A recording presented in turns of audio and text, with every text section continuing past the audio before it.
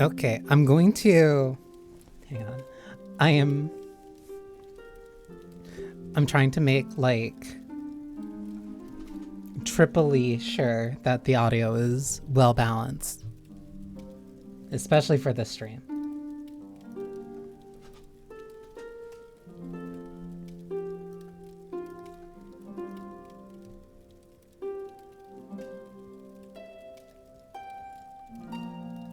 Oh, whoops. Well, well, I can talk about that in a second. Oh, damn, it didn't load the full thing. Hello, hello. I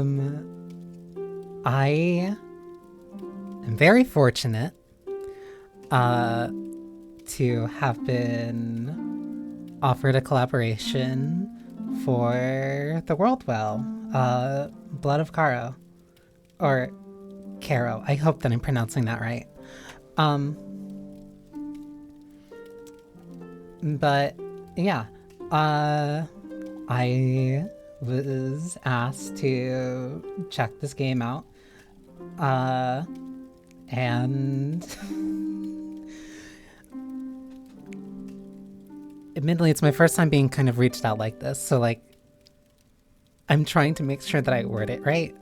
But no, even when I was just like naturally going through Steam Next Fest, like this stood out to me.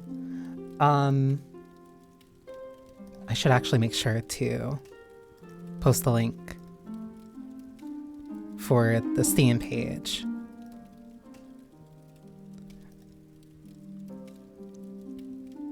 I can pin that.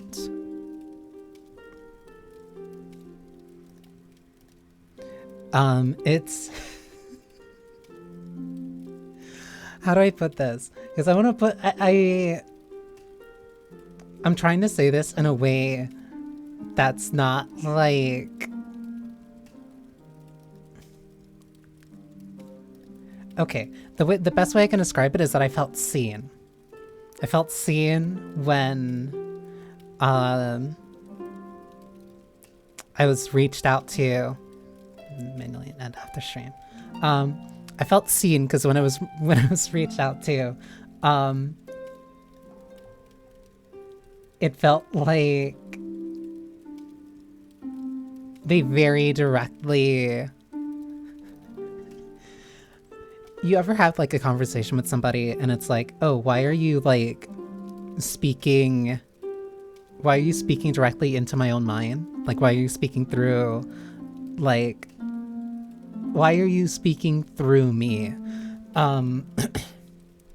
Because this game is, it's described as a narrative-based text adventure game that follows four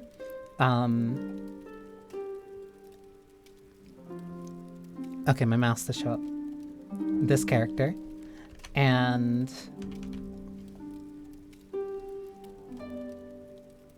Noma, the one on the right.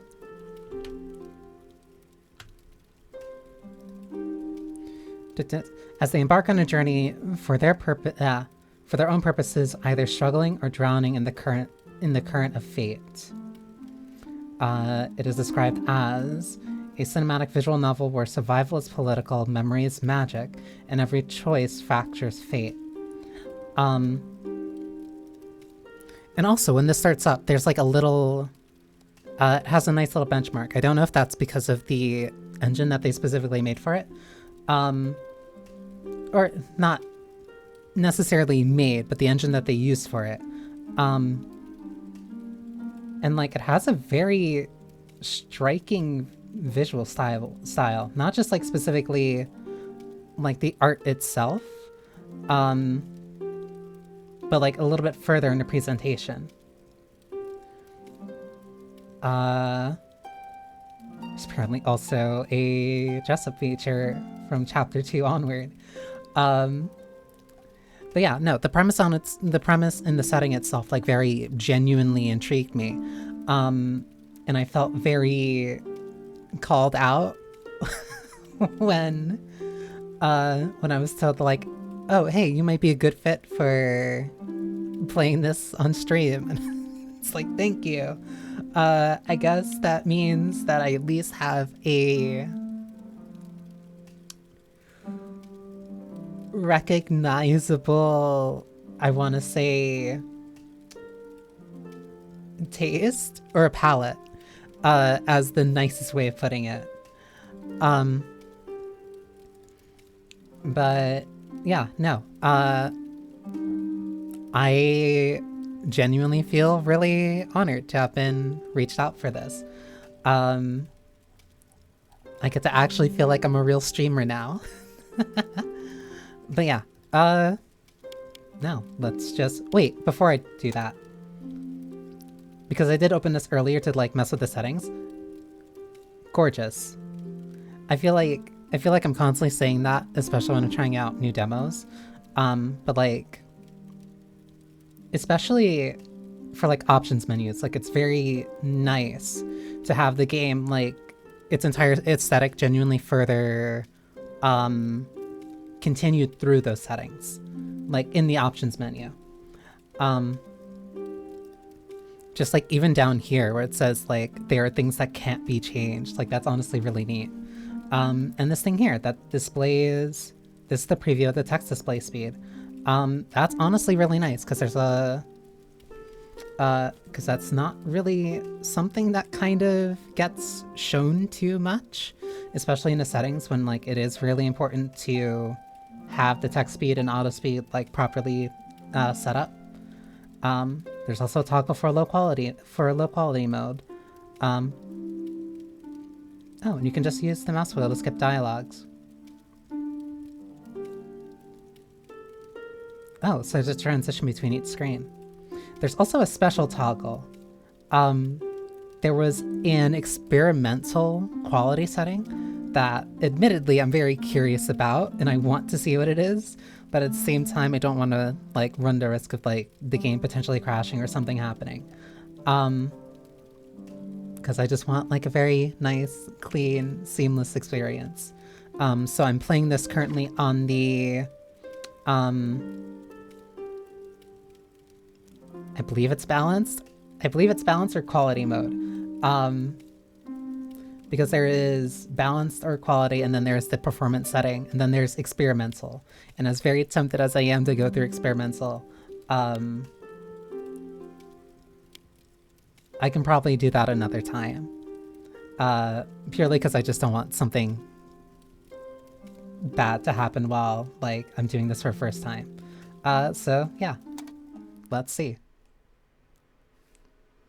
Also, please do let me know if there's anything that needs to be... Oh.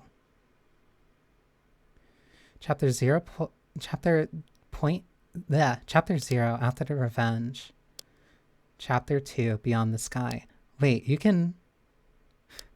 Then you can also adjust with the... You can mess with the outfit system, too. Interesting. I'd rather go directly into the story. Oh, it lets you just jump to... whatever scene. I'll do them in order. This game is purely fictional, has nothing to do with actual people, organized places. The current version is an early demo. This demo is still under development.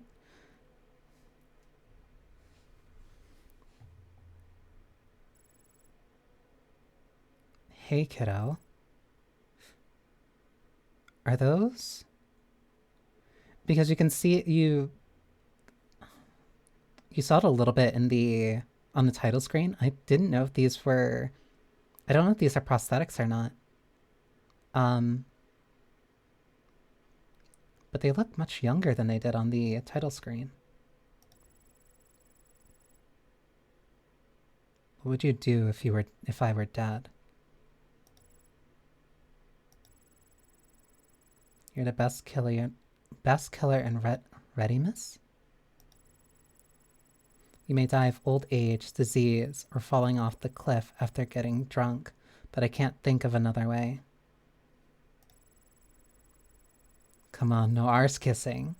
I've got tons of enemies, and there are killers who are way better than me. But you fought your way alone into Lord Bourne's manor. You even saved someone and made your way out after killing a bunch of vamps. That's also another thing about this setting. Very vampire centric. Not centric, but like their own kind of thing. That was when I was young.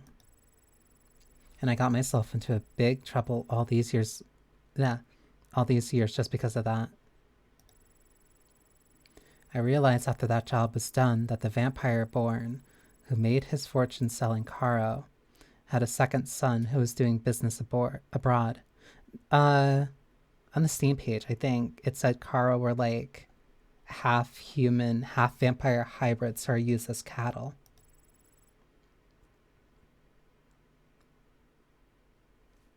Saroyan born. Yeah, that's the guy. I took his savings, moved into his mansion, and even inherited his hatred. Well, I need a serious answer. What would you do if I got killed someday?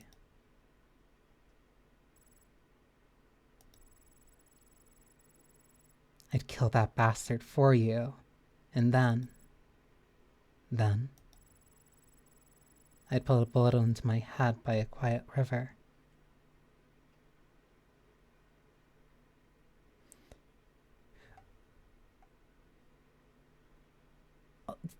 That's also sense given the title. It is really nice. Also, welcome Saidaku.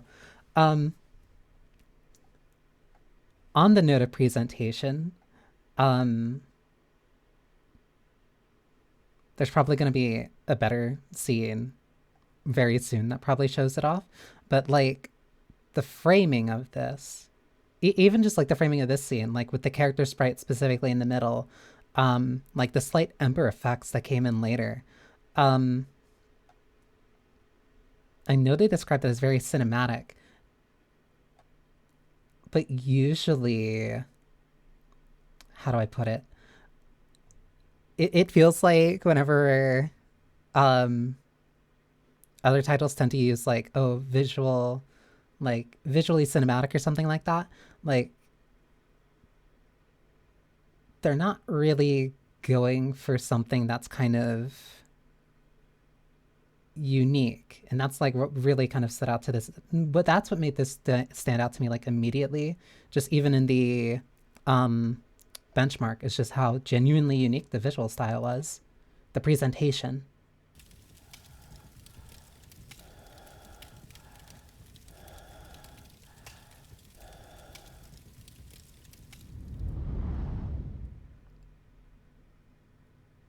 I did not expect 3D models.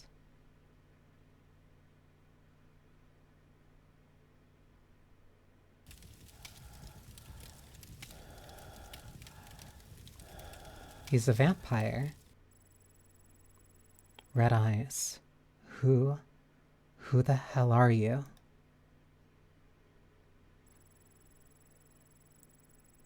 Growing up, eating my flesh and drinking my blood. And past my prison every day. And yet you never looked at me. That gun's also like...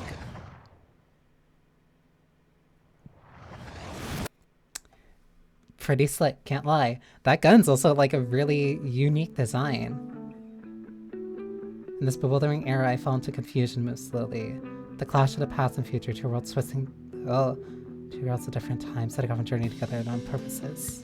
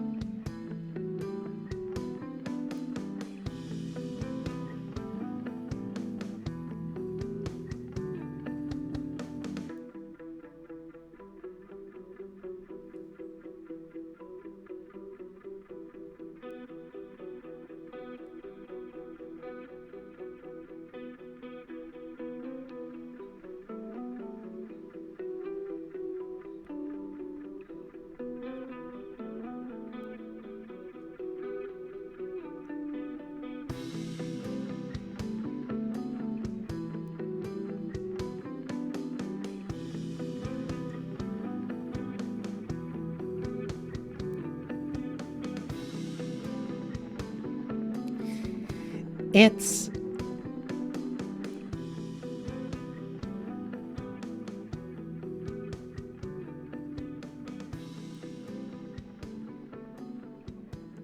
That's such a unique... There are parts of it that are like reminding me of like steampunk, but there's also so much that like screams more sci-fi focus. Not necessarily only, but prologue after the revenge. That's honestly a really good title. Western recount on the edge of the plate. Definitely some budget. A gun, a fire, a past event.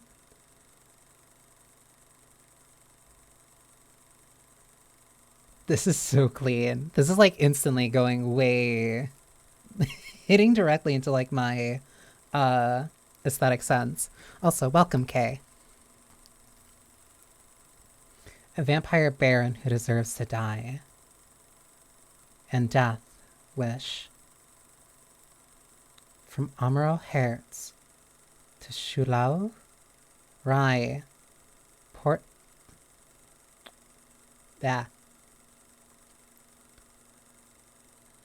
Port Matok, Remen, and go all the way west to Coral at the edge of the plate, and the Bourne Manor that stands atop the hills. Break in, pull the trigger, and kill them all. This is my revenge. I am admittedly very biased for revenge stories. Though it's way more difficult than I imagined. Because it also mentioned that there were like various choices that you could also make too. Late night. Negative 730 meters outside Burn Manor, forest.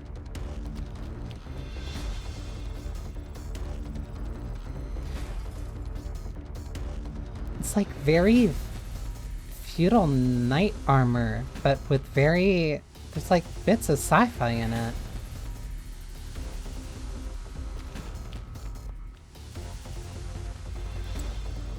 That at least explains the graves then, huh? In the jungle surrounded by the darkness of the night, I ran as fast as I can. Thorny branches cut through my jacket that is oversized, but I simply don't care. My feet of steel stomp hard on the lush grass. I have no sense to feel anything with. Quartz is all I need to keep myself running. Due to a strong feeling of fatigue, however, they want to stop even more with each fleeting second.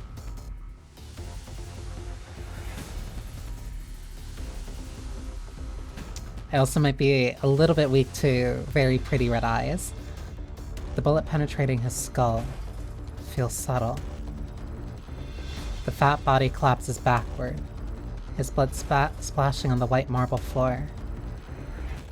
That must have been a high-grade material that is carefully cleaned every day by his many servants. It's not stained with blood other than Caro's, or even the Caro's footprints.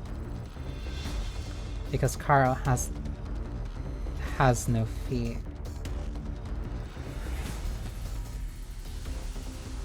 His exposed fangs became rooted and blackened rapidly, and his body deflates like a punctured pustule, turning into foul-smelling pus to taint his blood.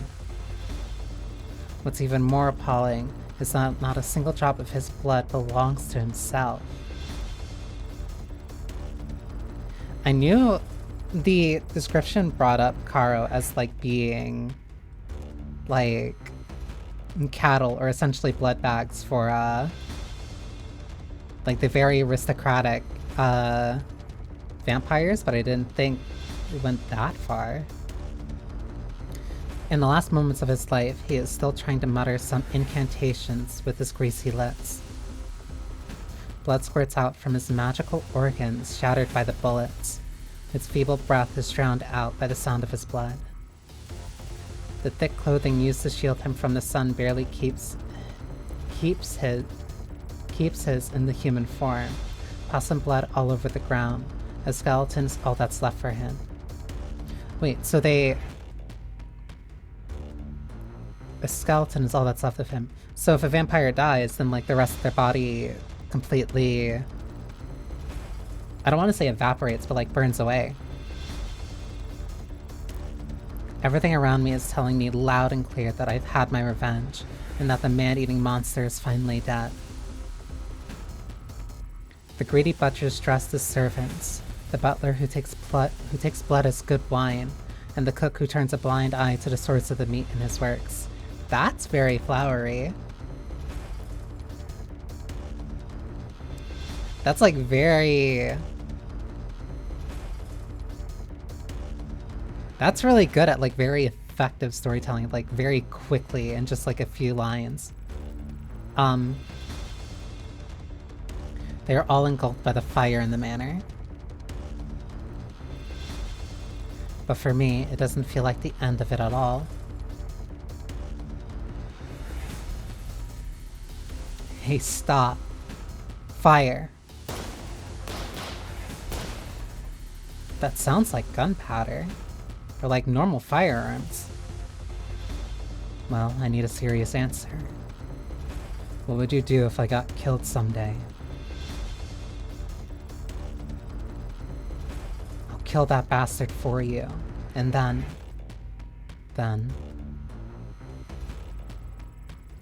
The fire from the bullets, for a moment, illuminated the road ahead and is reflected in a metallic palm. Clenching to the gun as usual, but feeling no warmth. Even when pulling the trigger, she doesn't feel any recoil. So, she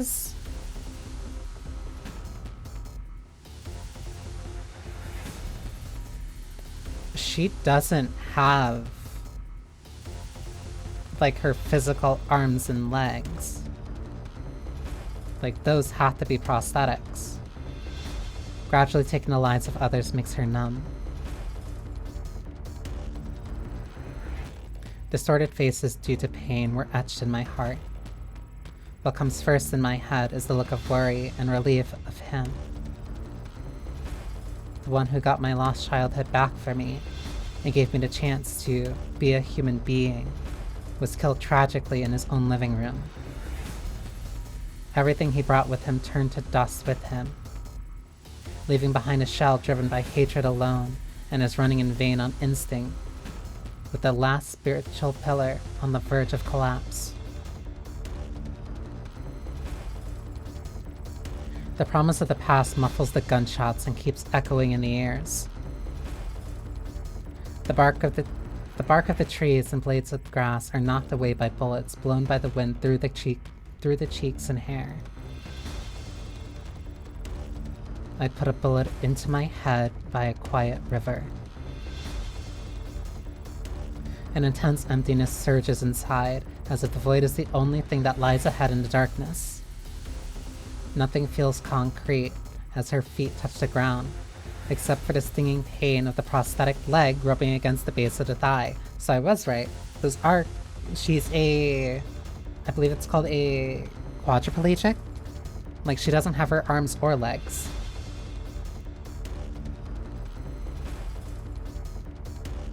Hey. Tell me, Charles. I have avenged you. I have avenged you. But why? Why? Why don't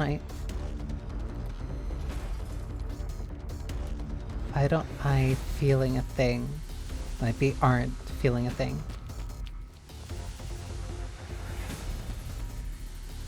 Huh? Why? I can't imagine what I should do after that. I'm all alone in this damn world against those damn vamps and my damn life.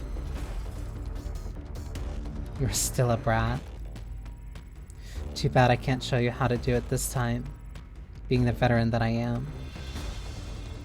A killer like me can only teach you how to kill like a pro, so that you can struggle to survive in this mad world. But if you don't want to be a Caro anymore, who, as a lamb to the slaughter, doesn't know how this world runs. You'll have to figure it out for yourself.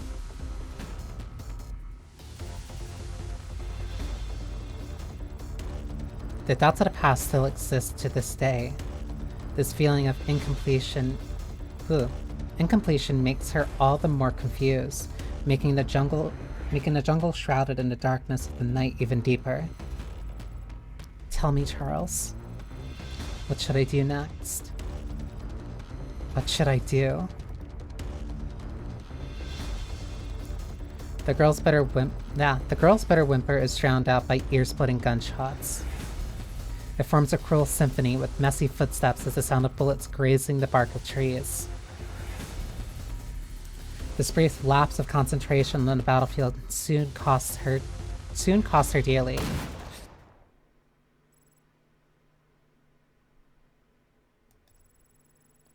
The sound of a gunshot drags her back to reality. I got her. Come on. The girl covers her blood-splashing wound and hides herself in the bushes.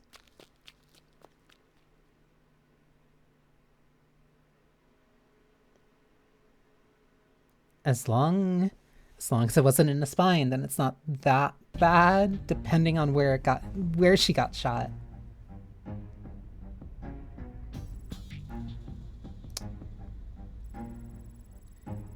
There are more than 20 guards at Bourne Manor, including the guards at the gate. Only fewer than 10 are on duty due to shifts at night. They are easy to handle for someone like her who is well trained. Today, however, is different. Shortly after she started moving, a group of soldiers passed near the manor. Attracted by gunshots and the fire, they quickly surrounded the manor, which puts her in the current situation of no escape.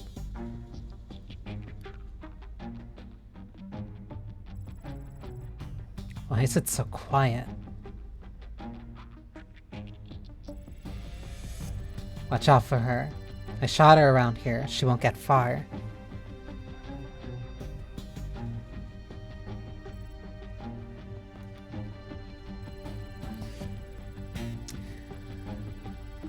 Thinking aloud, I'm wondering if her name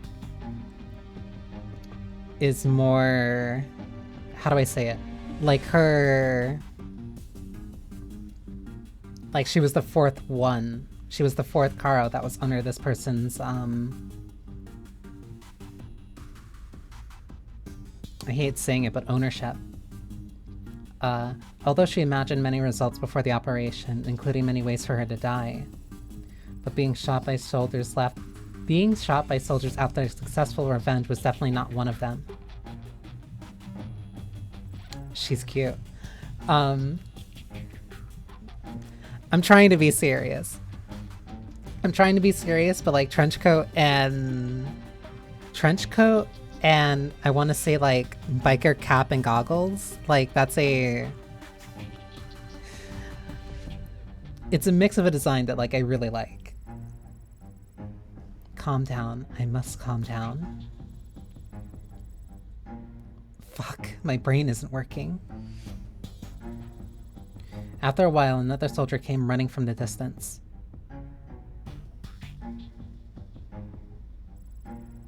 Sir, we checked inside the manor. Lord Bourne was killed. Damn, I knew something bad was going on when I saw the fire. Any news on the killer?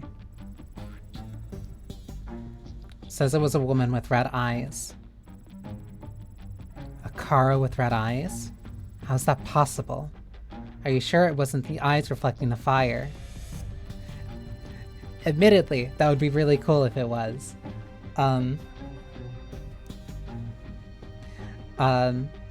Absolutely sure. The butler said he didn't see anyone else. That's impossible. How can a Caro defeat a platoon of guards, kill the Lord, and set fire on her own?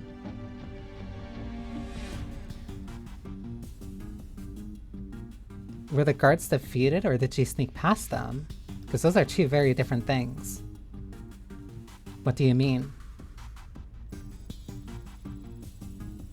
There is strong quartz energy fluctuating in the manor, Apparently, someone used magic of intermediate or higher level more than once. Wait, so it's like... quartz either a conduit or... Is that what they... No. Because I don't know if the things under their guns, like, operate with quartz. Or it's just the technology of the era.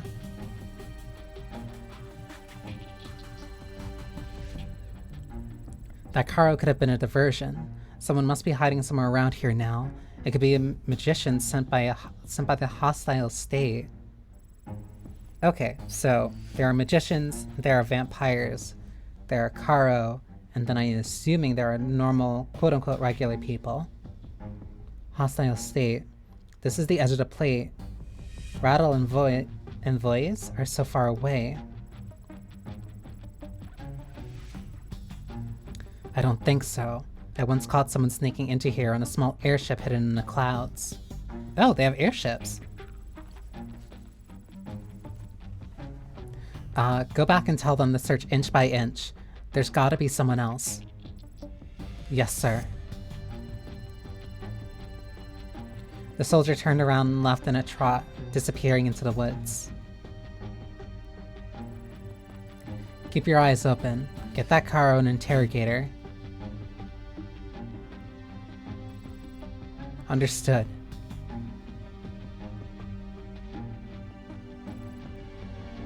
The magician sent by the hostile state. I'm so flattered. There's few things that feel, I want to say, as affirming than hearing somebody either accuse you of being multiple people or outright cheating, or like, there's no way that this one person could have done it. Sorry, I'm actually just that good. If I don't calm down, I'll be a cold corpse. I need to figure things out. Wait, what? My situation now. 1 handgun, 32 rounds left. 2 black market photo chanters fried. Oh, this is actually really nice to just have this here instead of it being like a complete separate menu. Terminology. A device that automatically chants incantations and casts spells. Wait, what? It applies magic fluctuation that is similar to that of organisms to the pre-recorded incantations by using the magic power contained in quartz. Wait, you can pre-record an incantation? This fluctuation can be amplified by magic devices and transformed into powerful spells. And Redimus, the phono chanters sold on the market are extremely expensive and don't last long, and they are so complex that they cannot be repaired by the owner. The default incantations cannot be modified, and only factory set spells can be used.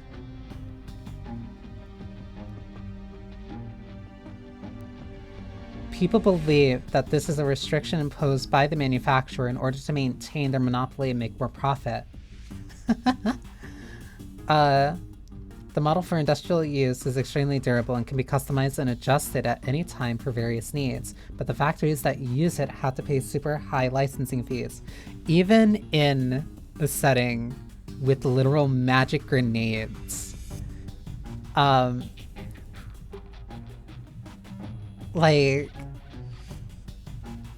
there's little ways that like capitalism's like sinking its fingers in. Like, sorry, you bought this very specific type of magic grenade. You can't change its purpose, you can't resell it, you can't repair it in your own way. You can only use it from the factory settings. If you want to use it for something else, that's where you have to buy the other, more expensive version. No, that's really neat. But yeah, that also confirms that by using the magic power contained in quartz. So quartz is like either a magical source itself, or it's a conduit. So, 2 black magic, essentially magic grenades. Magician, not wrong, I guess. A thing that casts spells with the push of a button can fool most people. Useless now, though. And the enemy side. Judging by the sounds and lights, at least 5 of them. 2 are behind trees, no immediate fire support. Their gear, quartz-powered armor. All of them. And they move like they're wearing nothing. A crystal that contains tremendous magical power and can be used to cast spells. It is the main source of energy and readiness, and is mainly mined from veins and central zones across the country. Its output is stable and is easy to transport and cut, so it is used as a common currency in the world. Interesting. So it's like a common trading currency while also being a magic conduit. But it's also something that you can just directly mine. It's like if gold was actually useful. But the armor itself being quartz powered. So it's magic armor. Or at least it has like magical residue kind of coursing through it to help it. Extravagant. Must be some noble's private guard. Damn it, that stuff has defensive sigils. 1 or 2 shots won't punch through. Interesting. So it's like an own magic barrier around the armor itself. But if they're relying on gear, they're probably shit at magic. Otherwise, they just use a shield spell.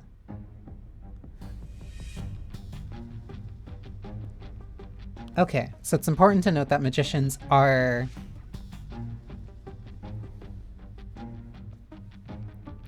at least still like their own separate thing, or they are people who specialize in using the quartz itself for like actually directly casting magic. Because if learning magic was so easy, then it wouldn't make sense why a manufacturer would like mass produce grenades or sell them at an incredibly high markup. Gamble on it. Armor piercing rounds. Aim for the gaps. Should be able to take down one before the other twos turn my way.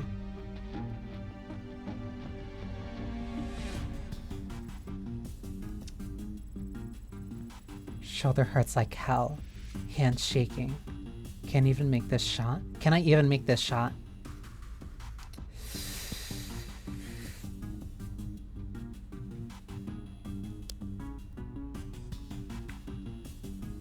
Wait a bit, because if she does miss the shot, then it's more dangerous, and if he gets closer, then that just makes it easier for her. I need to wait a little longer. They're not spreading out, though.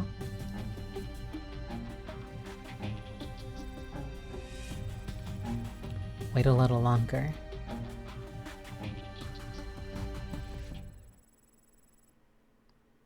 No, why have the footsteps stopped?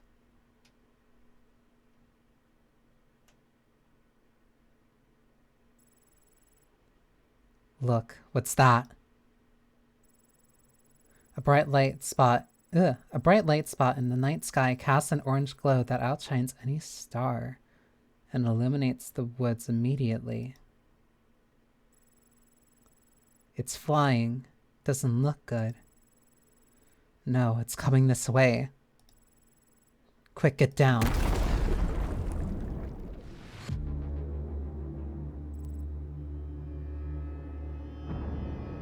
That sounded like a chemical bomb. The woods are lit up with orange flames, followed by a loud bang, with which the dirt and bodies of several soldiers are sent flying in the air. Air raid. Retreat now. What's going on? Why was there an explosion? The girl walks out from behind the cover and realizes that the soldiers who were chasing her earlier are turning around and running away. More light spots appear in the night sky, like a curtain of bullets formed by machine gun fire. Flying at the forefront is a pale green light spot. If you look carefully, you can see a large piece of white metal shrouded in the night sky. They're flying so fast that they pass over the woods in the blink of an eye. It's the... what, like a gunship?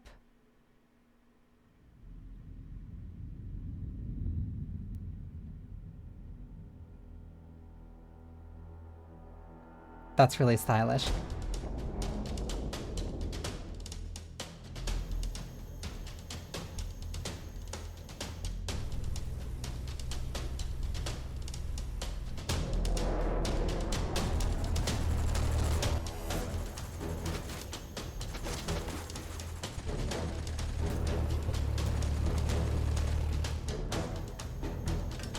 It's so interesting. Is that chaff?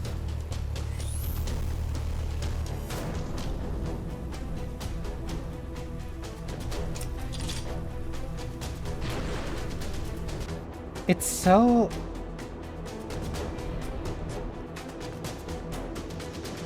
Magic Missile gave me like an actual jump scare.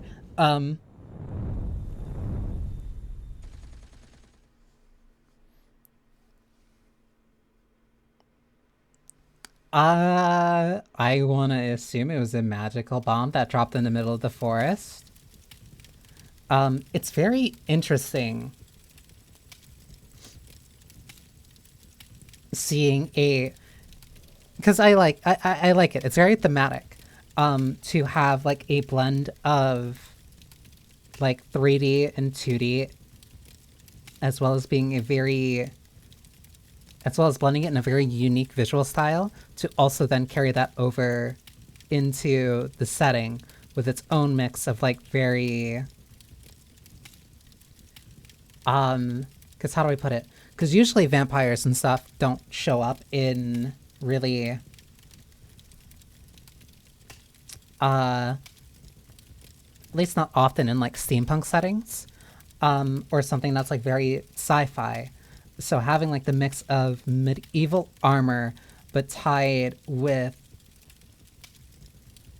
like magic capitalism, and then sci-fi-ish airships, and then also planes that seem to be working, like fighter planes that seem to be working on like magic. Like it's such a distinct kind of like blending of styles. Something never seen before, where the long red trail is falling from the sky like a meteor.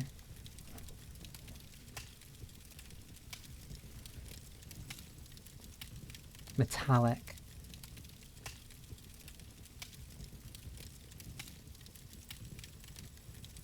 It has sharp corners, intricate patterns, and gives off an eerie green light.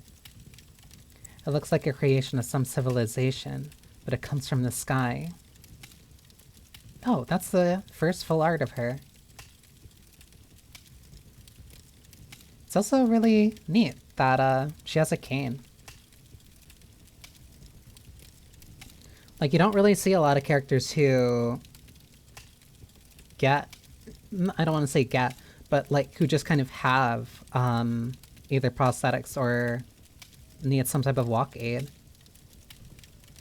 An unseen sigil. Is it some new type of magic device?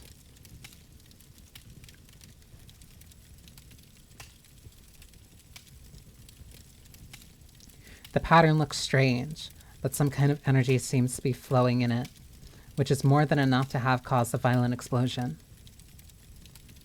And ready, miss. Ready, miss. It's gonna take me a while till I can like figure out a pronunciation for it that I like. That sounds good to me. Such a pattern that guides the flow of energy is known as a sigil. Ooh, wait. I thought I accidentally clicked. The circuits in magical devices used to regulate how magic power flows. It is etched into the surface of the magic device. It works in a way similarly to the circuit boards used by human civilizations in the solar system in ancient time. What do you mean, circuit boards used by human civilizations in ancient times?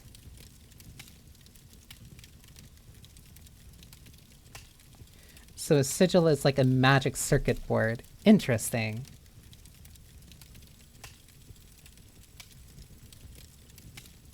I don't know why my nose is like so itchy.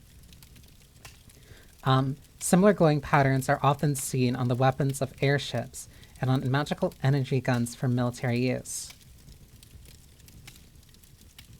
Magical energy guns for military use. So the military has like full-on beam weapons? Or at least magical beam weapons. It's not unusual for military personnel who are used to seeing all kinds of magic devices to mistake it for some sort of new weapon. The girl gets the drift of why the soldiers had retreated, most likely to call for reinforcements. What a perfect opportunity for me to escape. But the girl does turn around and... But when the girl does turn around and... But the girl does turn around and leave. Instead, she walks straight towards the wreckage of the craft. Admittedly, I'd be curious too. What am I doing? Do I want to get myself killed so badly by this new type of unknown weapon right after I've had my revenge?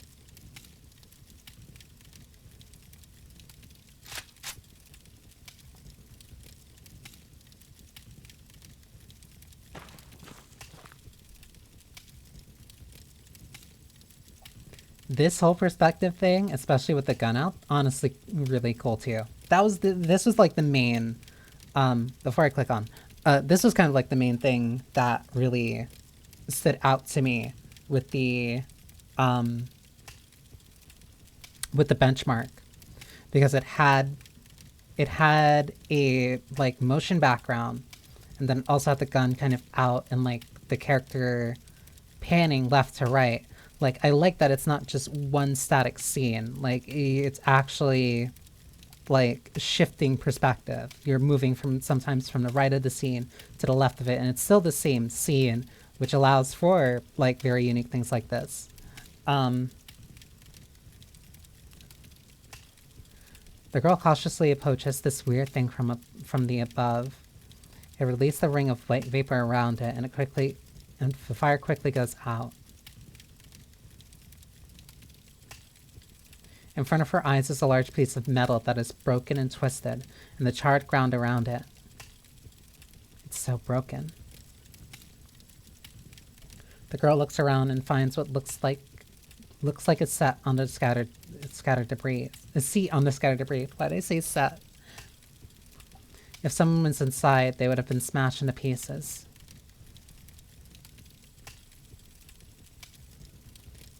Her speculation is soon reinforced by fact.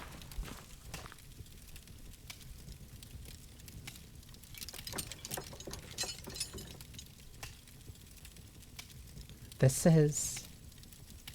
By the metal debris, the girl discovers a scorched human hand. It takes her some effort to pull it out. It turns out to be a severed arm. The end of it is charred and has turned into charcoal. As a killer who has seen innumerable corpses, she can't help but feel a little shocked at the sight of this gruesome scene. After some struggling, she notices the ring... Oh. After some struggling, she notices the ring on one of the fingers of the hand.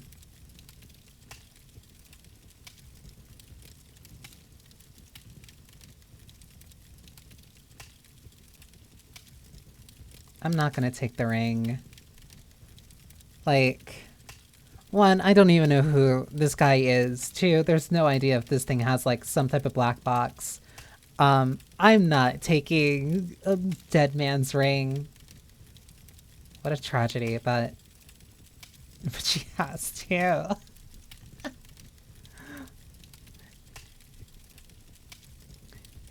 I can at least shake my head disapprovingly. She takes the ring, puts the hand down, continues her search. It hasn't been easy for me. I've got to make some money. Okay, that way I can at least understand.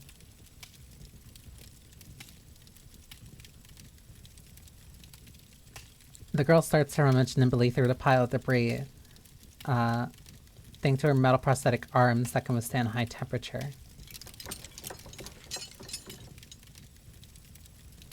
Nothing interesting here.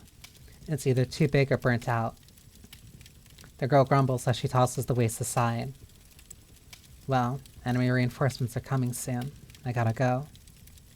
The girl dusts her hands, gets up, and is ready to leave.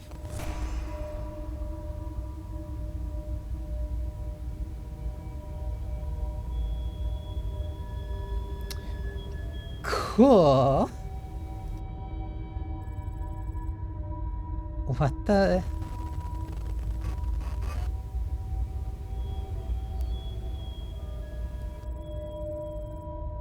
This voice, a woman? I don't know how you can decipher that as like anything other than like computer garble, but impressive. Subconsciously, she grips the gun in her hand. A voice that sounds like a human comes from the metal debris. It's a language that she doesn't understand.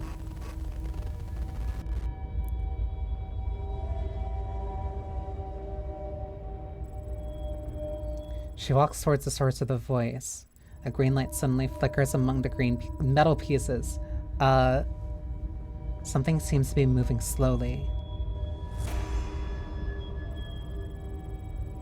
Sounds of metal pierces rubbing together.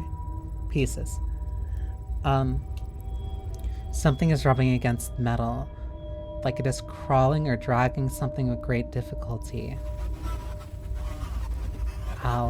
Him. Target Victor Morrison.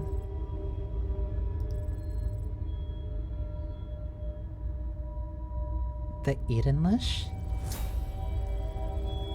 The sounds are getting closer and the shadow of the green light is becoming bigger. Is she admitting the light? Something is coming out. My only goal for this trip, Victor must die. It's Ricard language now. The girl is dumbfounded. Me too. The remains unseen now. It apparently has noticed her presence.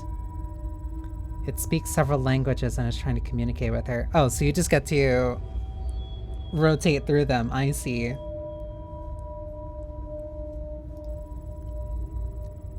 Hey, who the hell are you? Come out. Searching the language database. Ricard language identified. Similarity 51%. Unknown dialect detected. Wait, before speaking with it.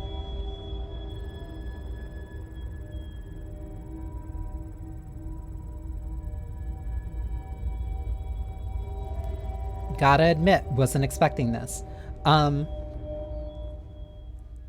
Wait, so she has a unique dialect? Then she sees no. It's half an object which presents a silver-white luster. It is a humanoid body wearing some sort of helmet, struggling to crawl out of the metal debris with its broken arm.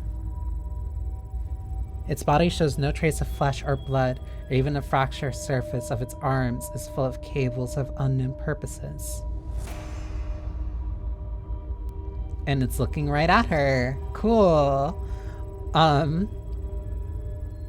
Suddenly, green light begins to flash where eyes should be located in its head if it was a human being. Help me, human. Kill. Bio-brain in forced hibernation, unable to maintain communication with backup system.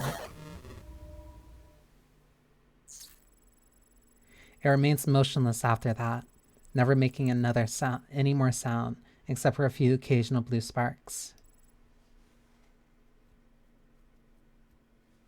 So she doesn't... Now imagine MC with a southern accent.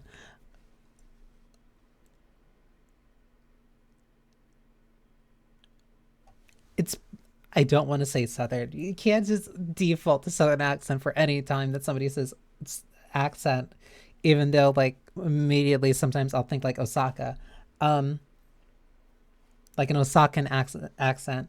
But that's very notable because that either means that 4 has a unique accent or where she's from has a notable accent.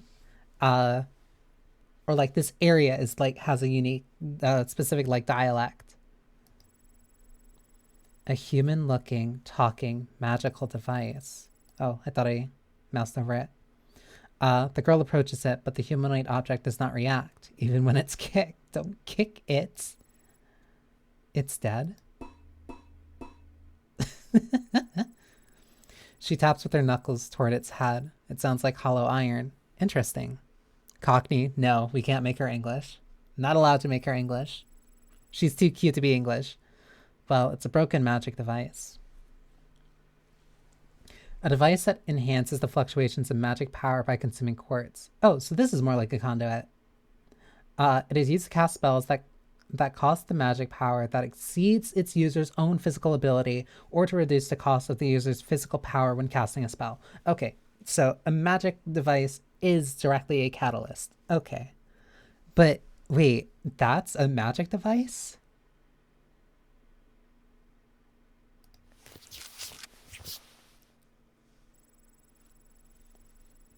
She put it into her backpack and continues to search the wreckage in an attempt to find more valuable stuff. So we're just scavenging at this point. Another sound comes from the sky in the distance.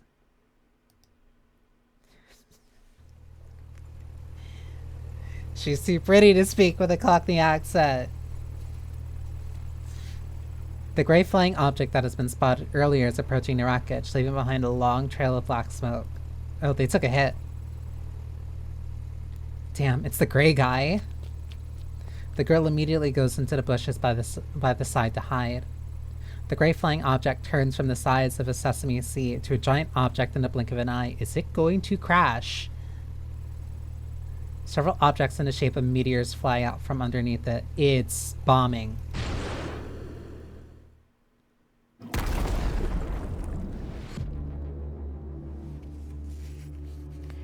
Those have like such a... It has a wet sound to it. Like... I can't ever pretend like I know what the sound of napalm sounds like, but like that's... The... Like plasmic, if that's a word. Like it sounds very... plasmatic in like how it disperses. Fuck. The girl was blasted several meters away by the air due to the explosion. When she recovers from the great pain, she realizes that it's blazing behind her. It's a firebomb, or like a petrol bomb. The wreckage has been blown to smithereens by the meteors. The black flying object sweeps overhead, leaving behind a denser trail of black smoke. It cannot control where it's heading anymore and begins to roll in the sky. Its flight route becoming zigzagged. What the fuck? After a short silence, noises come again from the direction of the manor. Something's going on. Come on. Yeah, they're gonna be attracted by that sound. Oh no, enemy reinforcements are coming. Hopefully that wall of fire will hold them off for a while. The thought of spending all her savings for revenge, being surrounded by soldiers, not even having time to grab 2 pieces of gold from the corpses of the vampire baron, and getting injured in the explosion for no reason when she's on the run make the girl want to cry. Charles, just go get some money and live for some time if you can't figure it out.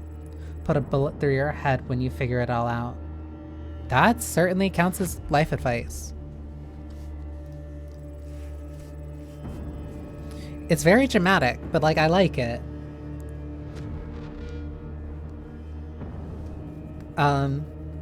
That's what the killer told her at the end of the conversation.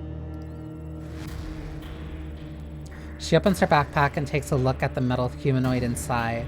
It still remains motionless. She shakes her head and continues her journey. Shit.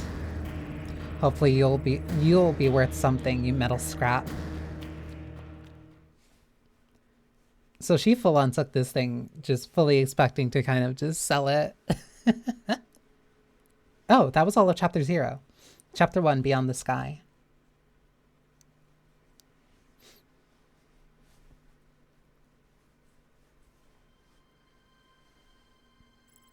What is that? Valentia is located on the opposite side of Redimus. On the other side of the world well. Technology. A megastructure named for its cylindrical shape. Pieces of land in the shape of flower petals are scattered inside it. There are numerous civilizations. Where numerous civilizations were nurtured. It serves as the source of magic power as well. No one knows who built it. According to its historical records, this deep megastructure has been there for thousands of years. So this is something that's been here for a while. It's a city in the clouds, but like each unique land either has its own city or civilization at a certain point. That's really pretty. It's I don't want to say style over function, because like no, they have airships, so I assume that travel between like these places isn't that bad. But no, it's like really pretty to have like a central civilization like built out from flower petals and stuff like that. That's really neat. Like Redimus, it is a world in the shape of a flower petal. There, I was born and raised. It's a peaceful place, rich in resources. Everyone receives a good education.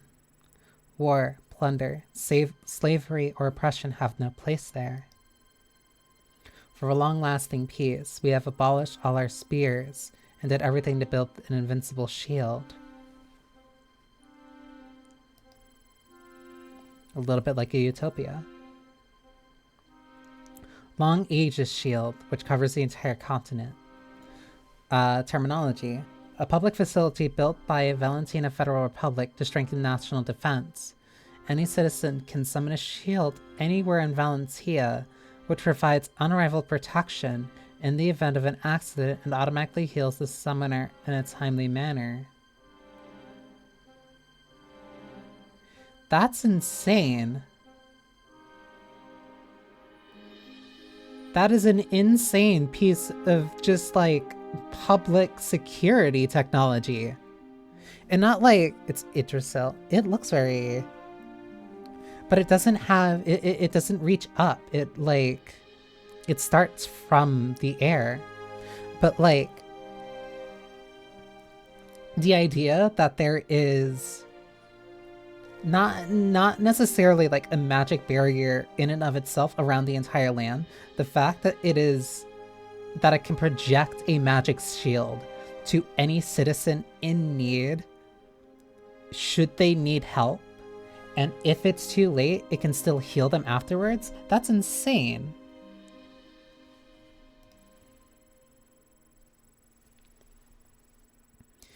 It's the product of the reverse mass energy transformation technology that we are so proud of. RMT, reverse mass energy transformation. A technology that manipulates matter and energy, enables their interconversion, and freely regulates their distribution in space. I'm trying to understand this. Technology that manipulates matter and energy, enables their interconversion, and freely regulates the distribution in space. It's like...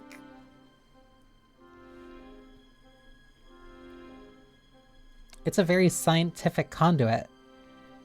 Like, it can just turn matter and energy into what is needed.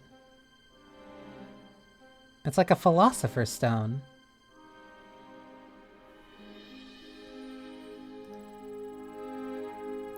With a simple command, it can be summoned by anyone, anywhere.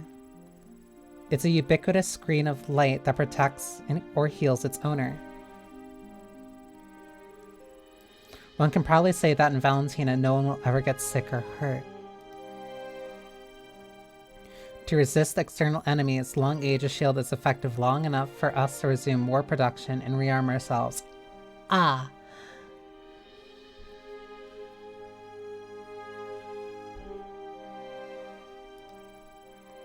Protected by the shield, peace has been kept in Valentina for thousands of years.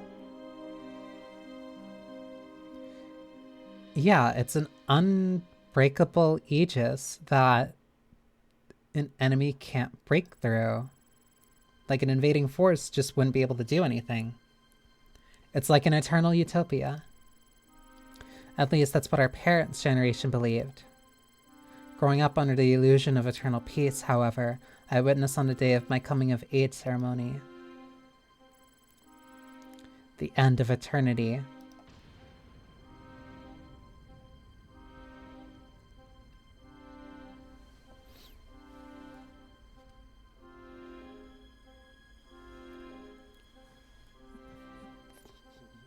Theory of relativity. I think that's more for like... I think that's more for gravity. I was more into earth sciences in school. Incorrect. I was better at earth sciences in school. Once a civilized kingdom, readiness is as developed and fertile as Valentia. Unfortunately, they dug their own grave in the war and began their life of barbarism on the magnificent ruins. Now, a brutal empire has risen in this wasteland. The Readiness Empire, a paradise for vampires. These aggressive mobs somehow managed to render our long Aegis shield completely ineffective. Their fleet hovered all over Valentina, raining fire from hell. Valentia, a kingdom where war had been absent for 1,000 years, turned into ruins in the blink of an eye.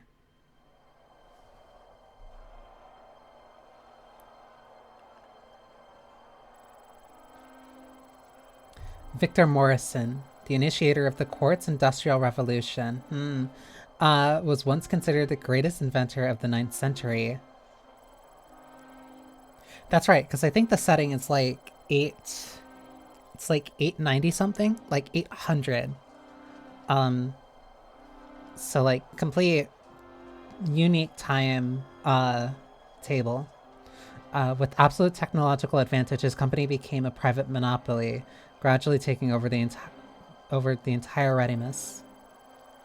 By 904 RE, the Empire Corporation found... Insane! The Empire Corporation, founded by Victor, had brought everything in Readiness, including food, air, and even the people there. Even so, the ambitious vampire wants more. Readiness fell victim to his tyranny, turning into a war machine that feeds on war and expands frenziedly.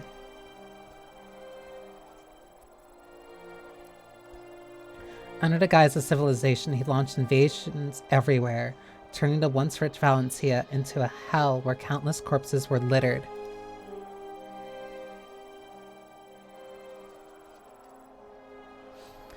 For 1,000 years, the elites in Valentia hid on the other side of the world well. They are the evil masterminds behind the great war that brought destruction to this world, and yet they simply walked away, leaving Readiness to its impending doom. They are patronizing, calling us barbarians of demonic origin who seek for destruction, and that we carry a gene that makes us kill each other.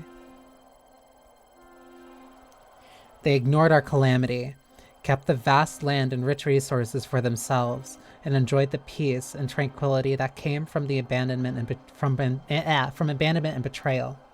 So they were very isolationist. Today, I am here to let them know that the time when Valentia enjoyed civilization and abundance alone, while the Empire and Readiness had to live humbly in ruins and shadows, is history. The people in Readiness will also set foot on the land under the sun and enjoy civilization. It's time to make them pay for their contempt and indifference.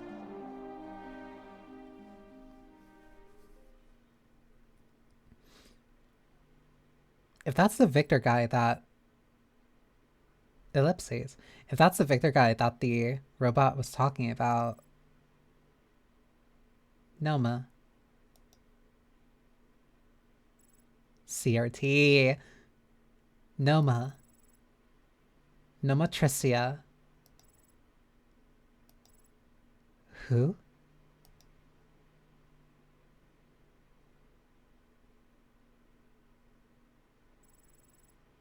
Who's calling?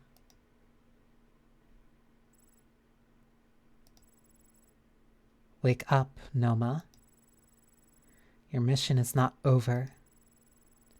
You are the sole survivor.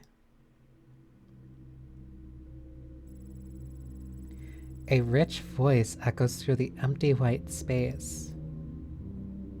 But my body, think about your mission, Noma. Victor Morrison. A target you must eliminate in the worst case scenario. Wake up, Noma. Your mind is still clear, your core active. And you have a body to possess in the crashed airship number 2. Find the nearest human being. Communicate with her for help.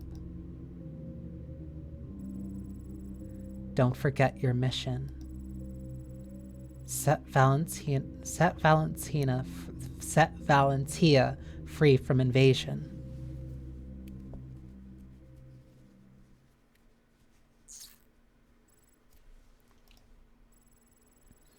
System booting. Recovering. Lost log.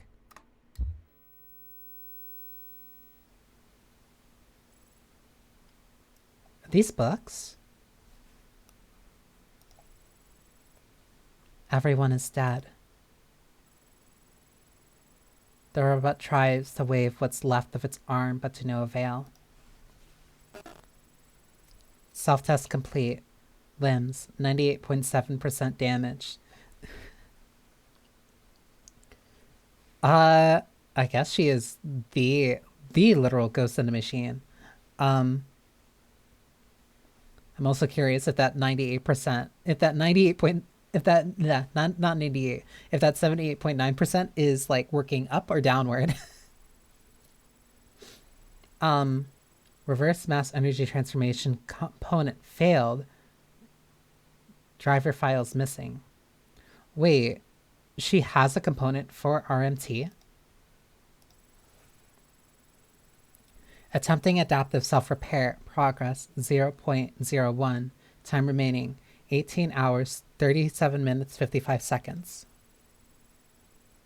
Enabling environmental scanning. Wait, so she can just regenerate her own body? Error. Enable back-end repair. Switch to external sensor. The robot looks around at this narrow space. It looks like the inside of some kind of bag. How small is she, or how big is the bag?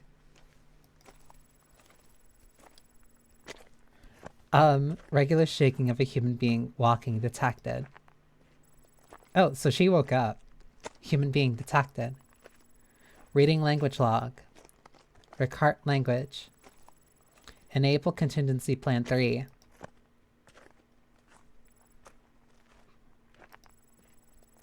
Hello? Anyone there? Hello? Help. Damn, stop yelling. Noma hears a female complaining. Then the bag is opened and 2 hands take him out of the bag. The face of a girl appears.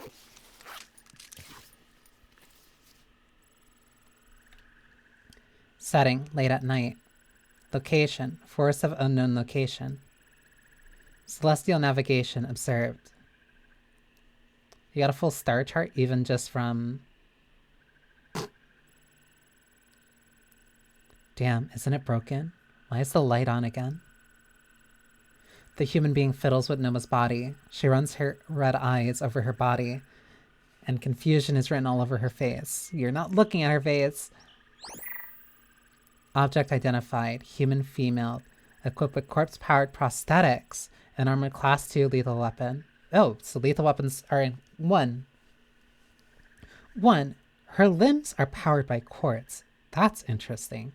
And 2, there are classifications depending on the lethal weapon.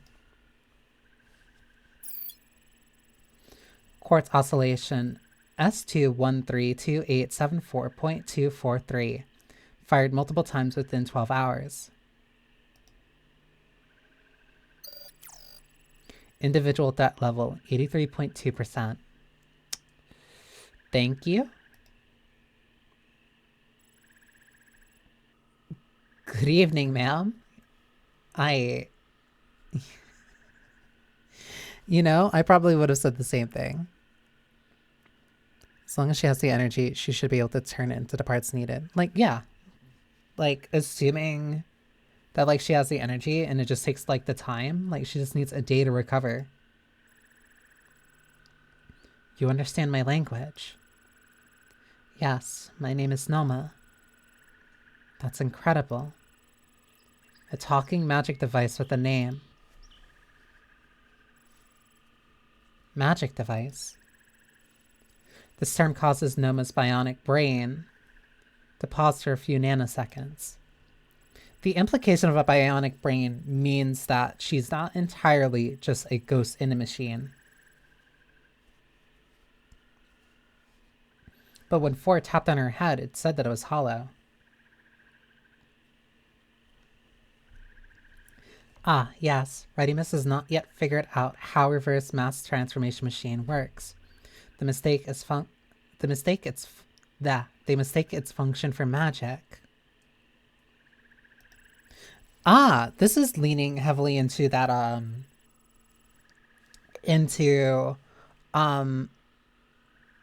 science progressing far enough to the point where it is indistinguishable from magic. In this world, people take it for granted that they can release fireballs with incantations. To communicate with the locals, I'll just stick to the concept of magic. Thank you for dumbing it down for me. No, I am not a magic device. I am a human being.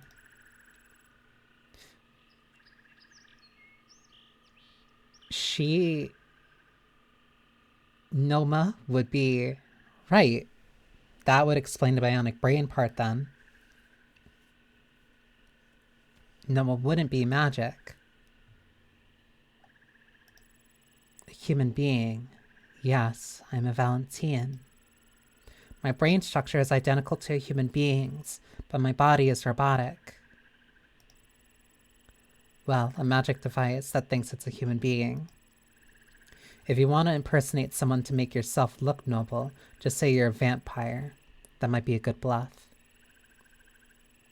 I am a human being. Vampires are my enemy. Oh really? That's interesting. A magic device with a brain who thinks and talks. Just help me figure out how many quartz dollars I can sell you for.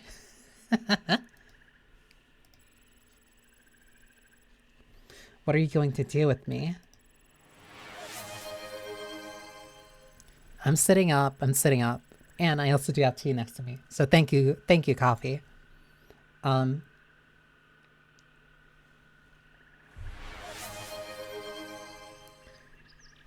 being careful. It's not like...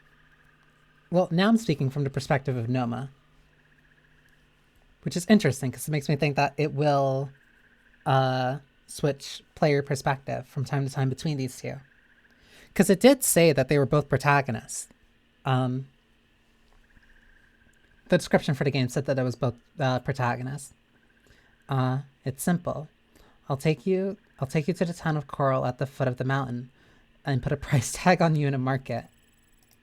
There's so much you can do. I guess you were 1,000 quartz dollars. It's a whole lot of money.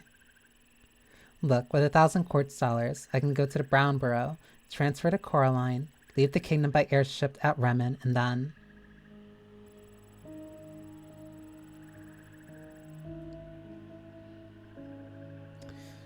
She suddenly freezes with a confused and helpless look on her face.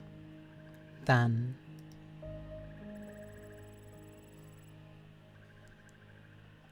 Tea is... I will disagree with that. I think tea is better.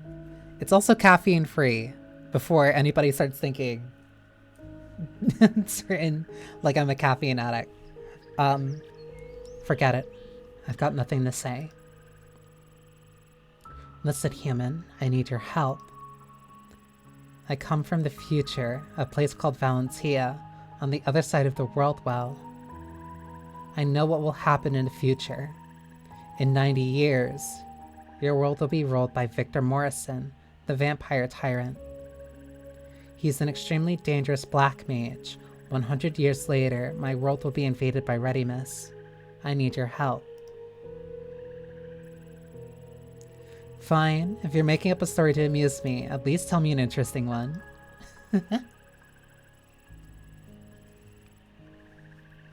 I've read about it all in the time magic written 15 years ago by Versace Vuitton. Yes, time. We come back in time just to stop him before his tyranny begins, before it's too late.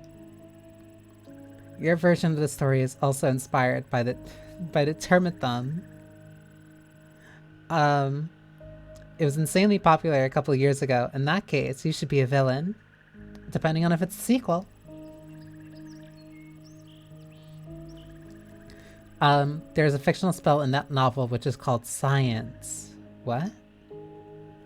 It's more powerful than magic and people can travel through time with it. Wait, okay, now I'm genuinely, like, really...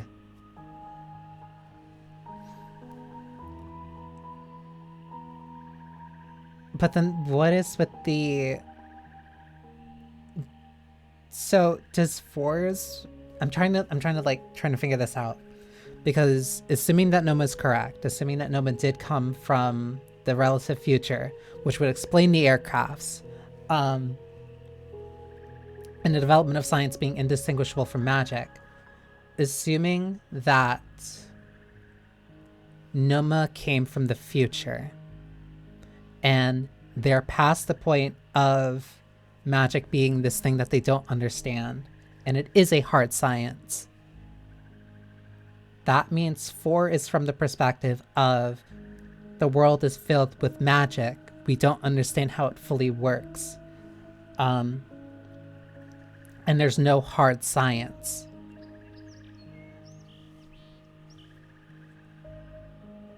But then there's also still at least something equivalent to firearms.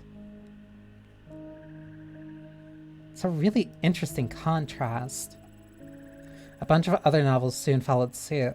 They all had the science stuff and were way more ridiculous. It was so absurd. According to those novels, people could replace all of their organs and even their brains with prosthetics and live much longer. She's talking about transhumanism. No, I'm telling the truth. You may not believe me, but my airship is no joke. You saved me from it and saw it all with your own eyes. It's not something from your world. Oh, really? That's awesome. If you guys can fly, why don't you save the day on your own with your magic? You know what has become of me. So what? Is this how you fix your problem? To ask for help from a disabled girl who is only passing by? That's very harsh on herself. No, I can see that you're a killer.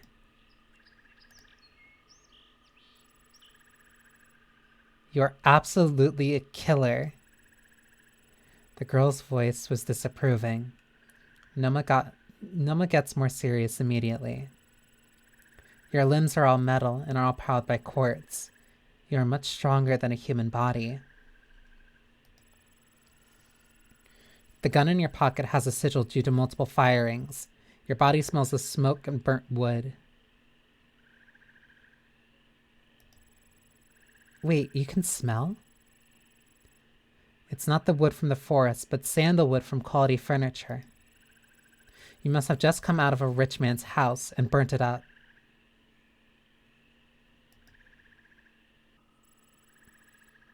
It was a rich vampire. So what are you trying to say? You can help me. I'm sure you're capable of that. The girl becomes silent. Look, I don't care if what you said is true or not. 100 years later, maybe I'll have been dead for 100 years by then. It's none of my business. That's a really cold line. That's really... Damn.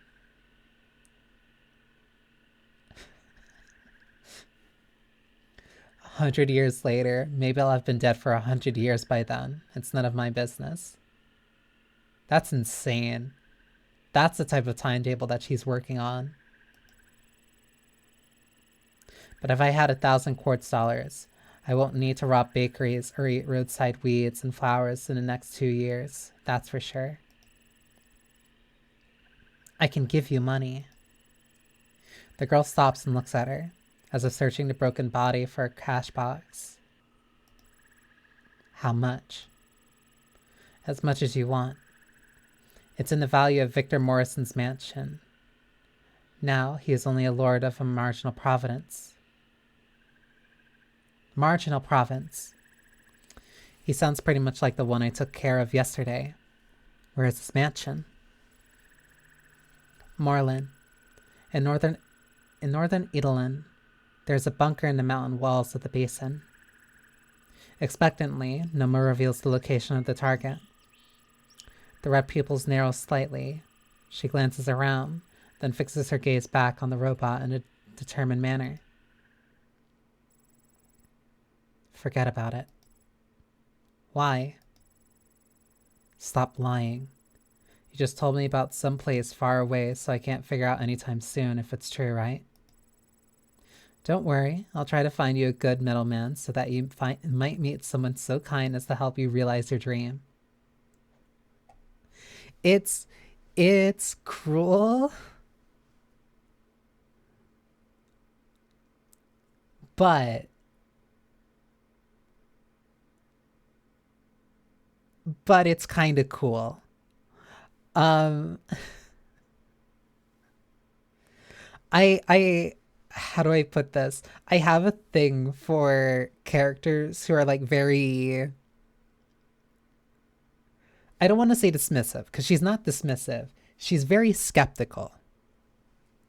She's incredibly skeptical. She has no reason to believe what Noma is saying at all whatsoever. She has no reason to care if it's even true. That line of 100 years from now, maybe I'll be dead for 100 years by the time it happens. I don't really care.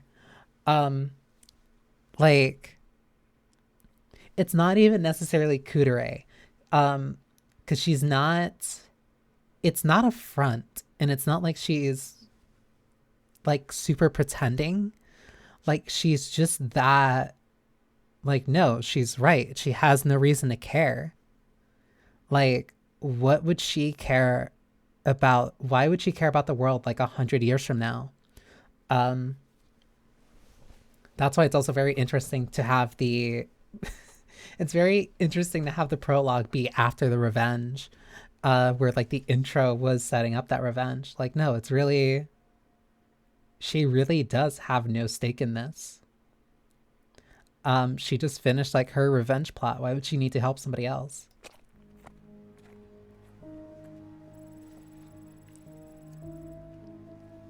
The girl continues to walk down the mountain. The lights of the town are faintly visible. Noma measures the distance. It's less than 10 kilometers. That meant she only had a few hours left to convince the girl or find another person to help her. She is... Wait, I can give you some quartz dollars now. Huh? Where are they?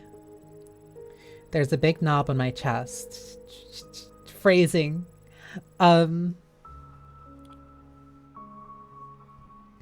The ring-shaped notch. That's it. Put your finger in there and turn clockwise.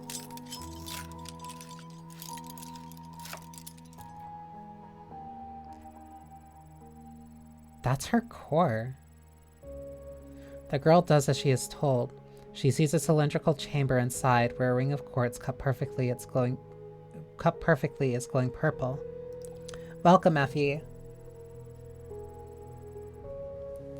Each of them contains tremendous magical power. The glow's almost blinding. That's all? That's all? It's top-notch stuff. Nothing of this quality can be found in your world. Please save me one. I need at least one to keep myself running. In other words, if I take them all, you'll be shutting down and become quiet like you did just now.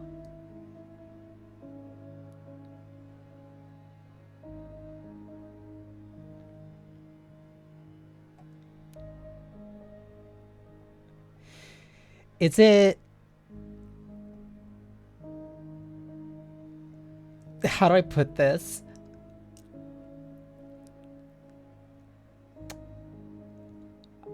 I think she's neat. It is like a little cold. It's very cold and it's very,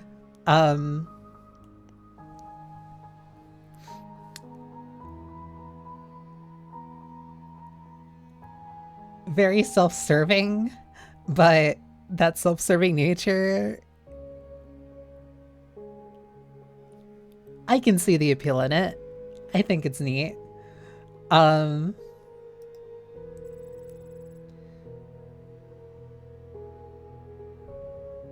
No, please don't. I don't know why I say it like that. I'm smiling too much. Good night.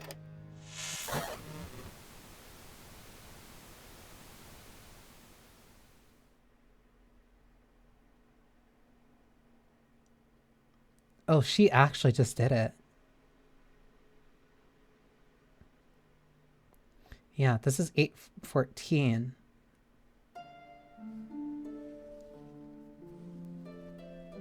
Oh, this is very... Wait, but there's like water towers. It's like a mix of medieval, but there's also airships. Coral is a town of minimalist regulation, located at the foot of the mountain. Yeah. It's a borderland of Ricart. One might even say it's a land with laws, but beyond. It's a land with laws, but beyond laws. You can get all the weird stuff in the market here. Magic creatures, magic devices, prohibited weapons, drugs, and even people. Or Caro. The vampire lord living on the mountain bought a lot of Caro and kept them keep them in captivity. A Caro is a cross between a poor vampire and a poor human being. They have vampires' favorite blood, flesh, and most importantly, red pupils. So 4 is a Caro. In the black market, a Caro sells hundreds of quartz dollars. And the price of a virgin one is 50% higher. Because the vampire lord living on the mountain says that the blood from a virgin Caro is the purest. Oh, there's even Walla.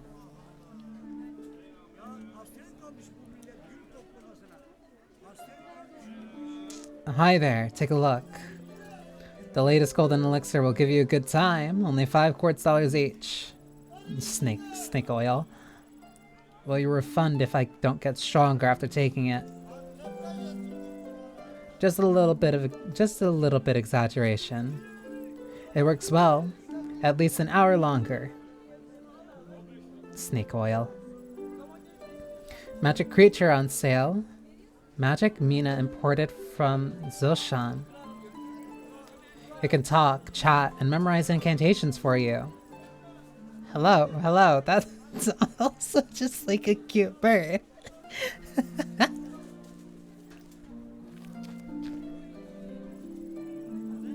Look who we have here. It's only been a few days. Why are you selling stuff now, Old Moore? Why are you selling stuff now? Well, I figured it out. I used some quartz dollars to support my family. Come on, everyone in this town knows that you lost it all on the card table. Where did you get this? You didn't steal it, did you? I borrowed some money from the lord living on the mountain. Not again. Money is tight for me now. See, I've got no quartz. To the Mina. That's enough. Don't steal my line.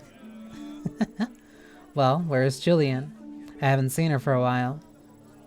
Alas, she has been feeling under the weather recently. I must earn more money to cure her illness. Oldmore pulls his cart to an empty space, sets up his stall, and begins hawking. Magic device, military-grade workmanship. Crafted with rattle techniques, made from pure steel without impurities. Same materials as used in Lambert-class airships. 998 quartz dollars only. Hi there, this gentleman from out of town. Want to take a look? This magic wand is the newest model, made by Hunter Inc. The magic circuit is hand-carved with 99% magic conductivity. Come look. Look at these blurry patterns. It's a knockoff for sure. Wait, just don't go. I've got something else. They're all just people trying to make, like, ends meet.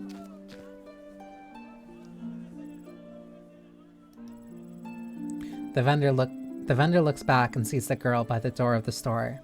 His warm smile immediately vanishes. What do you want? Magic device. That's not something for you, little girl. And your eyes. Pink eye. Don't worry, it's not contagious. You're used to making that lie, aren't you? And I'm not buying a magic device, I'm selling one. You've got a magic device. My master went out on business. He asked me to find someone to sell it for him. Well, let me have a look at it. The girl takes the robot out and puts it on the table.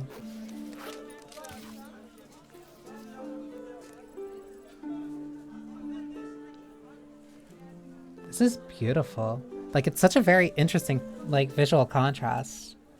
Like, I keep saying that, like, again and again, but, like, this shot especially, even if, like... Because this, like, a bunch of this looks 3D, but the presentation is just so... Especially, like, the lighting. And, like, the disparate elements all, like, tied together. It's really interesting. Humanoid. Its limbs are broken, but it's some good stuff for sure. It looks like a human, and it can talk and tell bedtime stories to children. The vendor scratches his head and knocks the robot's head. A look of contempt appears on its face. I'm a novice mage. How do I make it work? You don't need to be a mage to use it. All you need is some quartz. The girl takes out a quartz, opens the lid on the robot's chest, and puts it in. This might be a bad situation. And, if everything goes well... System is booting. This is not smart. See, it speaks human language. Is there a sound recorder in it? I've heard that the latest recorder is smaller than a human head. It can save 100 sentences and sound exactly like human. This is such a very interesting technological time point. Because, like, very medieval, but apparently there's at least a voice recorder, but then there's also magic grenades on sale that are, like, copywritten. Don't jump to conclusions. Let me show you something else. Reading log. Memory recovered.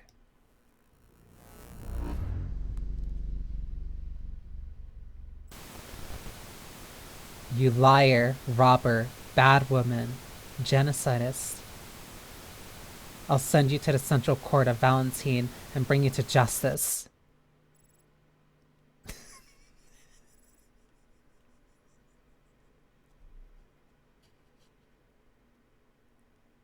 You probably shouldn't.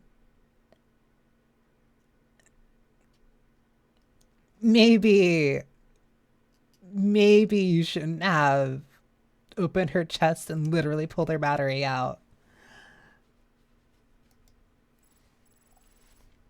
See, it's lifelike. The actors in Solomon Central Theater are no match for her. The vendor still looks skeptical. Well, let me show you another function. Hey, tell me, why did you come to Redimus? I come from the future, a place called Valentia, on the other side of the world well. In 90 years, your world will be ruled by Victor Morrison, the vampire tyrant. He's an extremely dangerous black mage. 100 years later, my world will be invaded by Redimus. I need you to help me kill him, not only to save my homeland, but to save yourselves too. A bedtime story you've never heard before.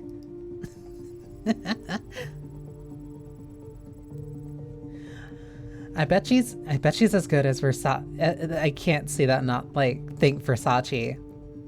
Versace Vuitton, the best writer from the Illig Vampire Empire. No, don't believe her. I'm telling the truth. We come back in time just to stop Victor Morrison before his tyranny begins. Before it's too late. See, she's also inspired by the Termithum, one of the most popular novels in United Voice States. What if the Lord of the Mountain is Victor? She said... Noma said that he has a manor that is all the way on the north side of the Providence. It would take too long for her to know about that bunker, but that's only assuming if he is actually at that North Providence. If he is a part of the mountain, then that is a bigger problem, though. Sir, you've got a good bargain there. What do you say? Please help me. My countrymen are suffering. But it's damaged and somewhat glitchy. Sometimes it gets stuck and keeps repeating words. As you can see, it's powered by quartz. So to save it, now I'll just... It looks pretty fancy. I'd like to pay 3 times the price of a wire recorder. No, it's a magic device powered by quartz. It's at least worth the price of a phonochanter. She's at least trying to cover the cost of her grenade. Alright, 700 quartz dollars. I've got a question. You must answer honestly. Where did you steal it?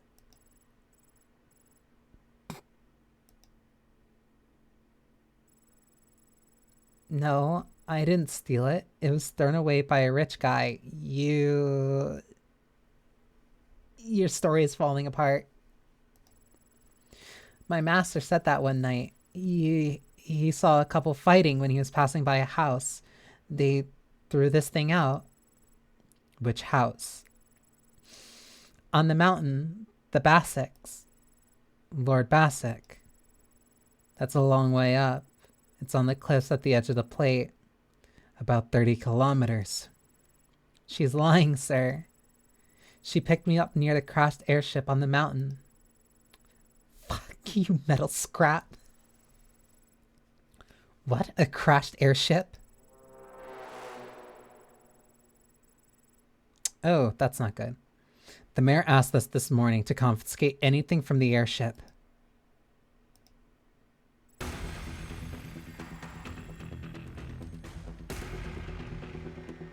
Hey, guys, get this bitch. She killed Lord Bourne. Yeah, that went south immediately. He pulls out his knife first, then swings like crazy at 4.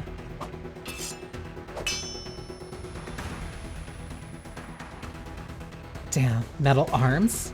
Yeah, sorry, knife's not gonna work that easily. The girl is suddenly surrounded by a swarm of people, including some guards who heard the news. You showed no mercy. The girl lets out a loud curse, draws her pistol, grabs the vendor by the neck, and presses the muzzle against the head of the vendor.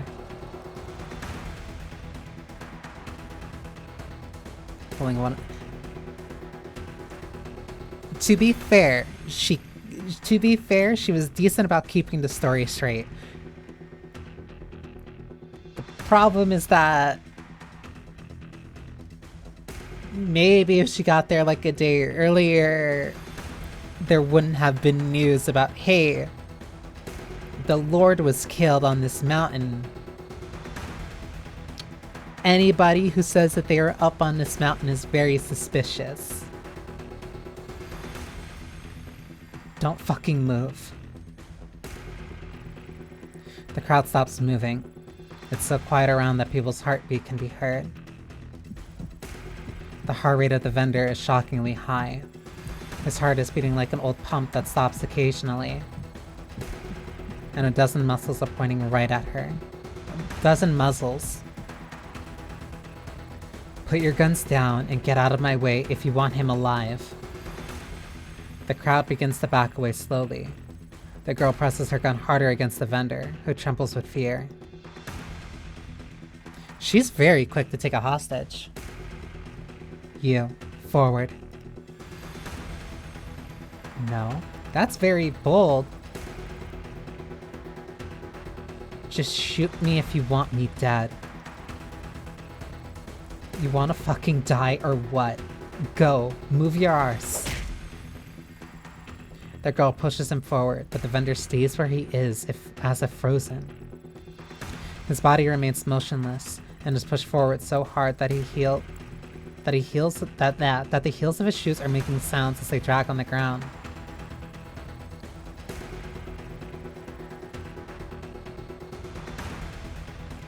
Everyone, please bear witness for me. I caught the murderer of Lord Bourne. If I die, can I ask the town mayor? As reward, please send Ferguson Jr. to the best magic academy in her cart.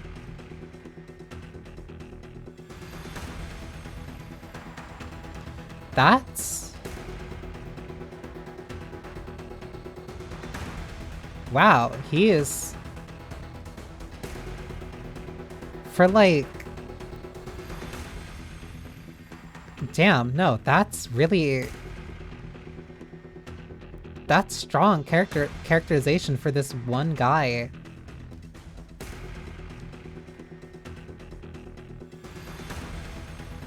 Jeez.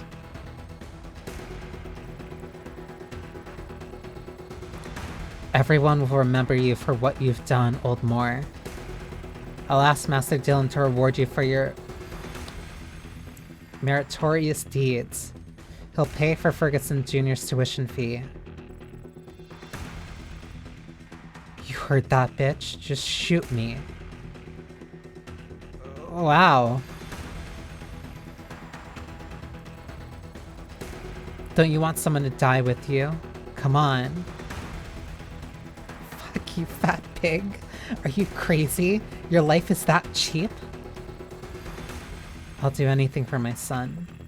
Anything if Ferguson Jr. can get on in life.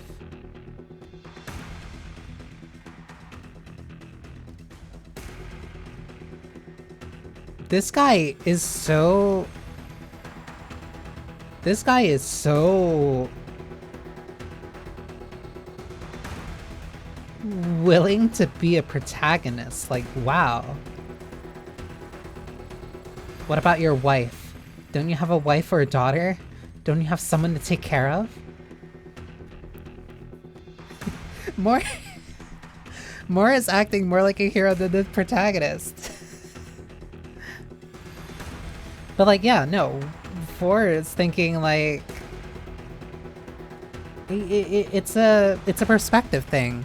Where like, if you don't necessarily have essentially a sense of value for your own life, you consider that like somebody who has literally anything more than you, like, no, they wouldn't do the same thing that I'm gonna do.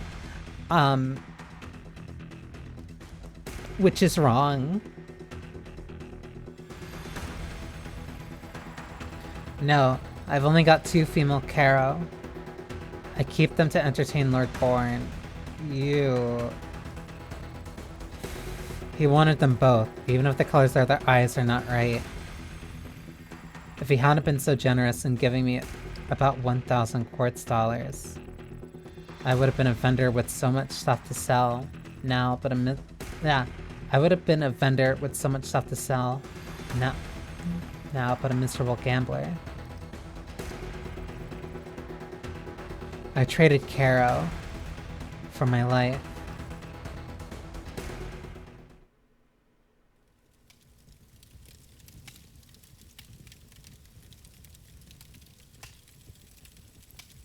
Red eyes. You. Who the hell are you? You ate my flesh and drank my blood since I was small, and passed my prison every day. And yet you've never looked at me.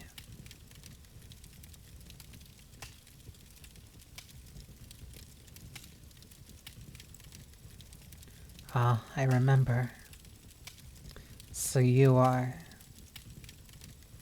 the one that lied on your stomach in the ring every day looking at me, begging for some bone in slots.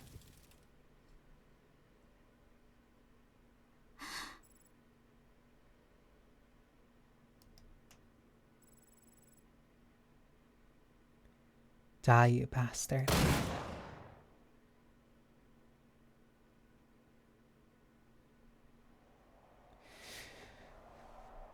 That... Maybe I can understand the anger. Not the best thing to do in the middle of a town that is already trying to get you killed. Kill the murderer.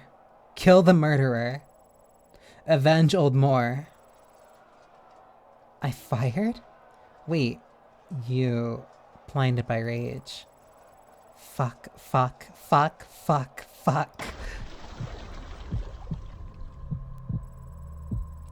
The vendor's body slumps to the ground, revealing a dozen muzzles pointed at her. Time seemed to have stopped.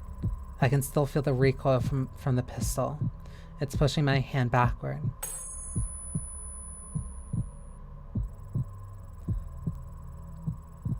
A 11.43 millimeter brass bullet shell falls to the ground with a clink. The bone-chilling sound soon will be heard 3 more times before the gun's hot rings out again.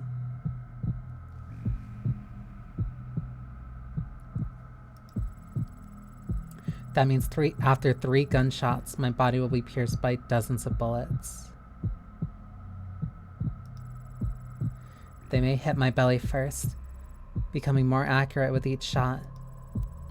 Moving upward, they will eventually hit the area between my brows, so my brain will come out.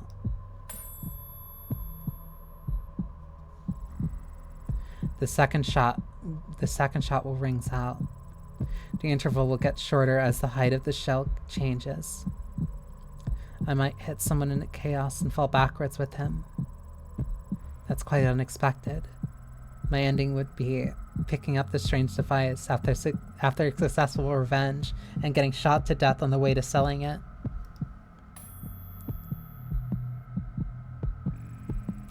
As the 3rd gunshot rings out, my hand finally overcomes the recoil and re-aim the gun. Soon after, the 4th gunshot will ring out.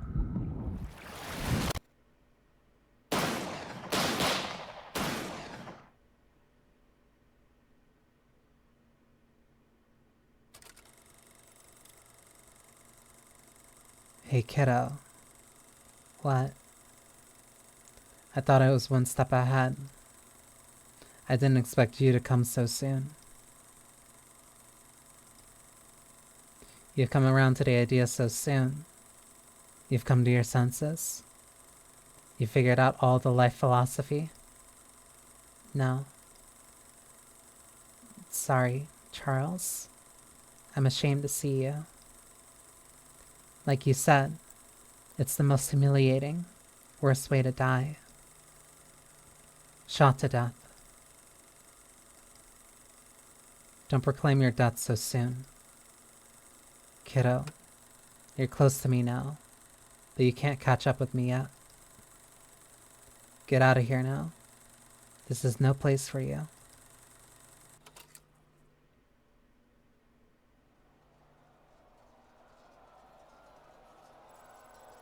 She opens her eyes. It's a big blue sky and dazzling sunlight.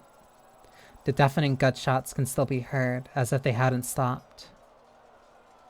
Pretty.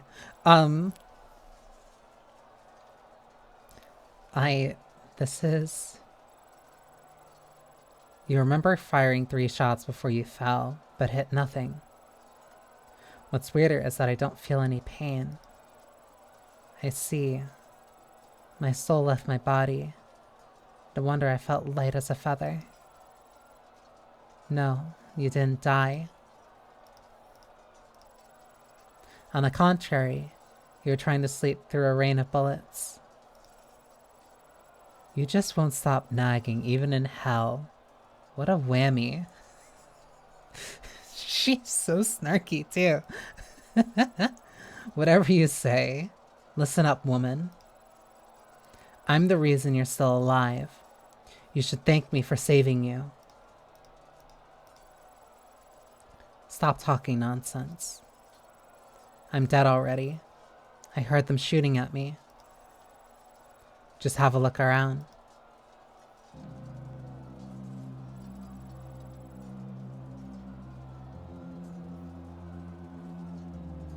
The girl is a bit shocked. It's the Aegis. She tries to brace her upper body. She immediately sees a purple hemispherical barrier between her and the soldiers. The bullets create numerous ripples on the barrier, but none has penetrated it. Incredible. You can actually do magic. I can release some smoke too. Get out of here now. Don't forget to take me with you. You're dead meat if you ever step outside this barrier.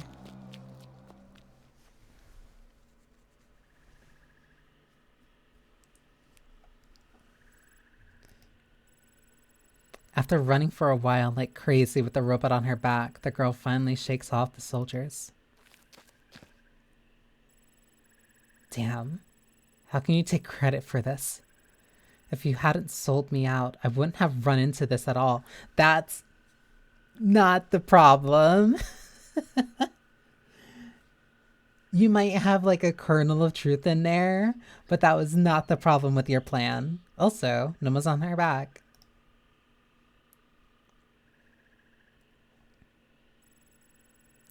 If I hadn't sold you out, you would have sold me out.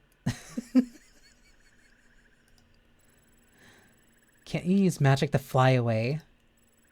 I can, but I can only fly for a few seconds. Because you took 10 quartz from me, I took 60 18.4 millimeter bullets for you. The energy of my only quartz is running out because of the magic I did just now. Do you get it? One of my quartz is worth 10 of your top quality ones. If you're counting on me for your life, give all of my quartz back now. The girl knows she is in the wrong, so she just gives up arguing.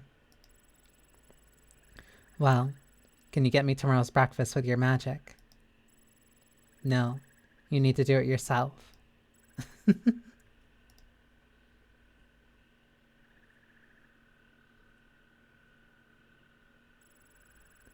Still complaining, the girl opens the lid on the robot's chest and puts all the quartz back.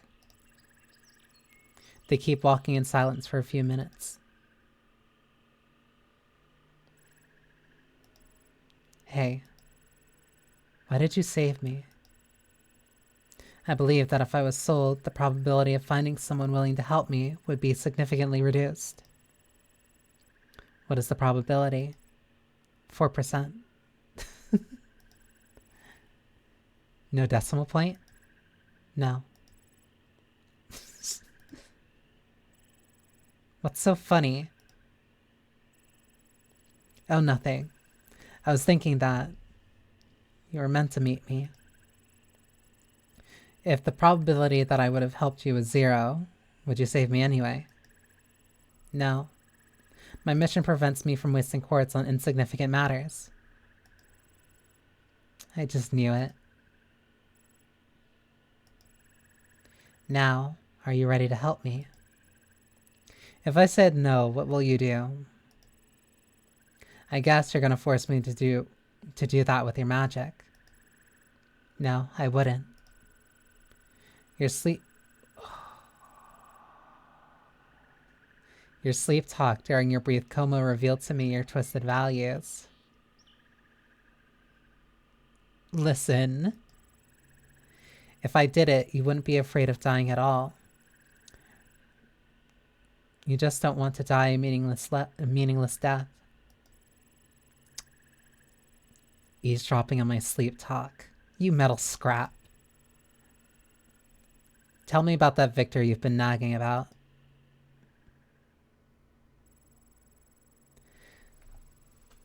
All of the chapters in the demo. Working on more content. Please stay tuned. But that's not true because there's still a little bit something else. That's really cute. Oh, this is all the stuff. Let me show the standard benchmark. No, that was really cute. Because one thing that kind of gets me about, oh, and that's Noma on her back. One thing that gets me about like character dynamics like that, where it is about like the two characters like slowly getting closer together. I really like when there's tension at the start. Like almost, I don't want to say adversarial, but like very transactional, especially at the beginning.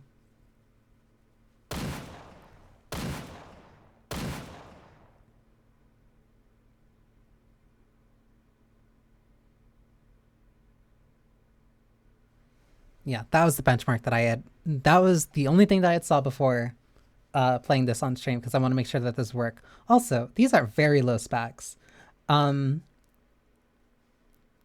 Like this is very, because what it is, GTX 650, GTX 660, GTX 750 Ti, GTX 760, and like for context, my GPU is old.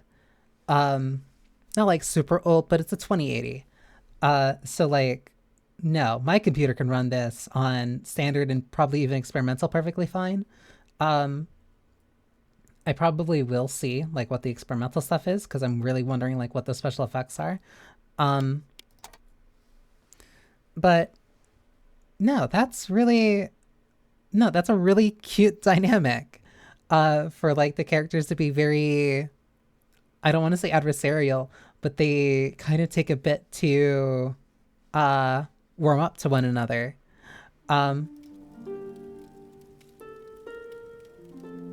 To me, a dynamic like that is a lot more natural, especially kind of like if they have their own ideas and like their own kind of goals. The contrast between Noma being very, it's also a very interesting contrast because I was thinking about it like kind of through the demo of like how Noma didn't have a functioning body for buddy cop vibes. Close to it, yeah. Like but like the contrast between these two, especially at the start, where they both are paraplegics. For working with and having prosthetics, and then Noma also being effectively paraplegic until I assume she regenerates like her body.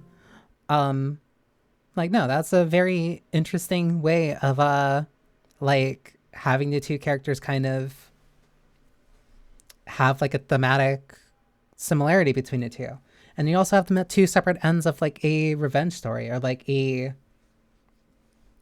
term of thumb story where one has completely finished like her story. She's completed her revenge. But now the only thing that's like stopping her from actually dying is having a meaningless death. Because of Charles, who was very significant to her. There's probably going to be like more stuff that actually develops upon Noma like in the full game, but like no, that's a really strong basis. I want to see what the outfit system is. Because this is something that they also said that was here after a long time. Because I think they said that this unlocks after chapter 2.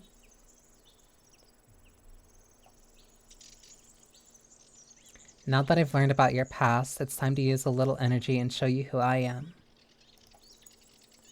A beam of light shoots out of Noma's eyes.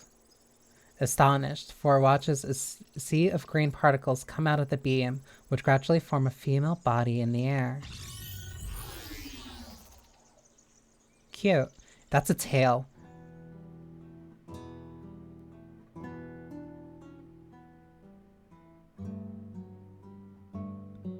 She has a really pretty design. And the green diamond eyes are also really cool. You're a real person? You're a real person? I've always been. All I saw was a piece of metal. This is who I was before I get this metal shell. Wait, before?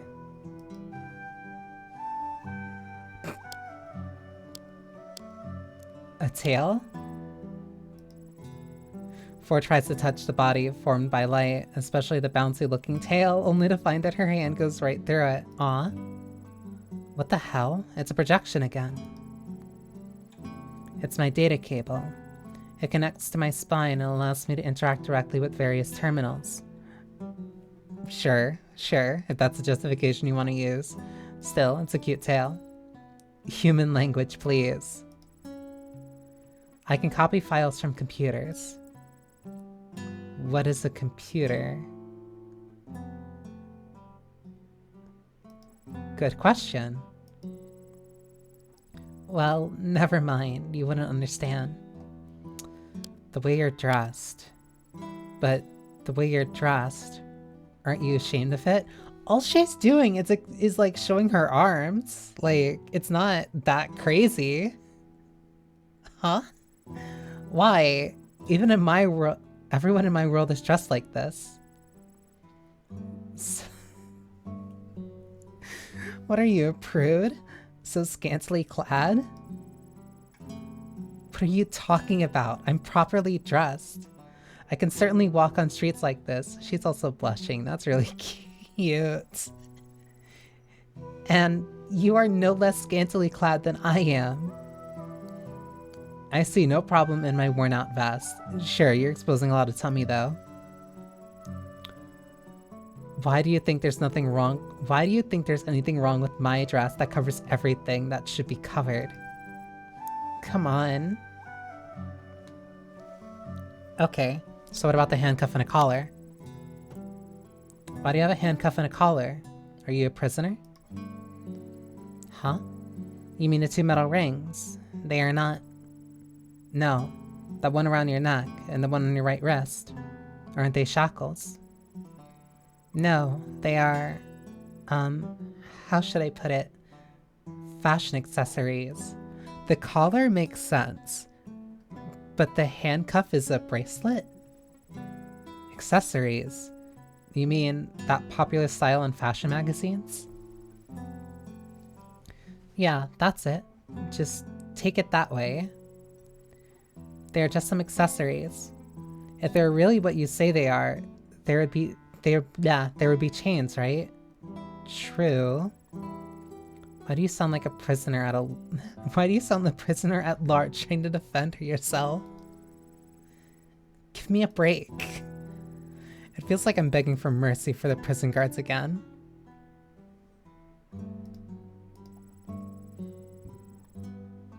Well, projection costs too much energy.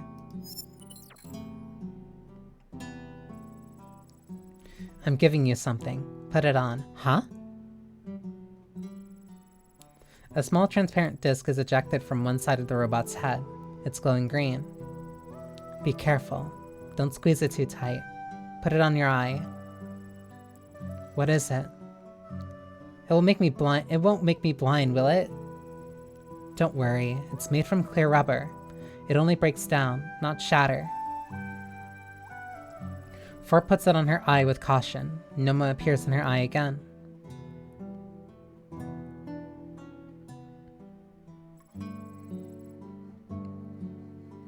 What is this spell?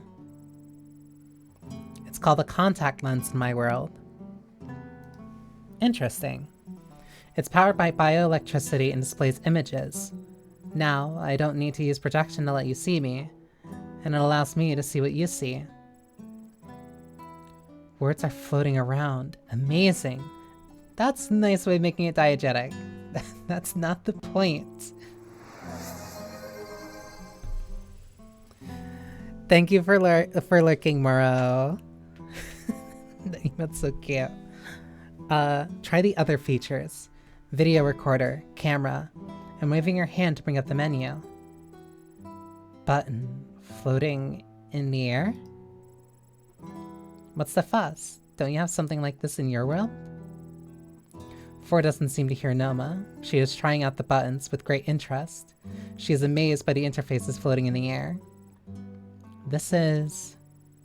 Ford taps an icon in the shape of a coat. A screen with a wide variety of clothes pops up. Damn, I forgot to delete the default outfits. I'm sitting straight. What's this? Your wardrobe? Just ignore it. The outfits here are so weird. How are they weird?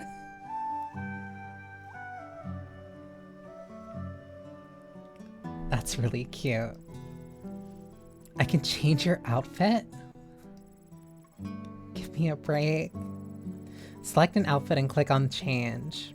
The character will be displayed in the outfit you choose. Outfits can be changed at any time.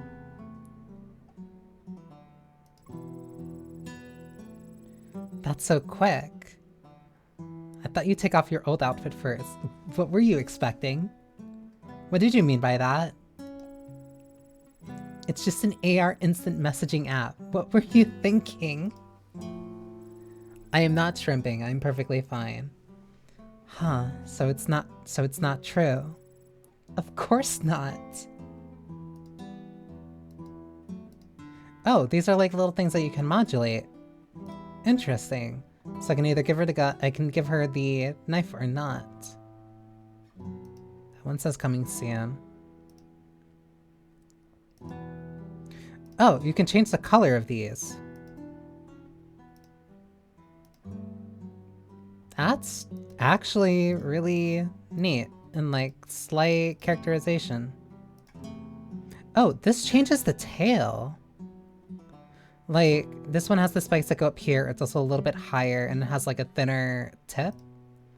But then this one's a little bit lower with a wider side and kind of like this different sprog to it. This only really changes the top or not.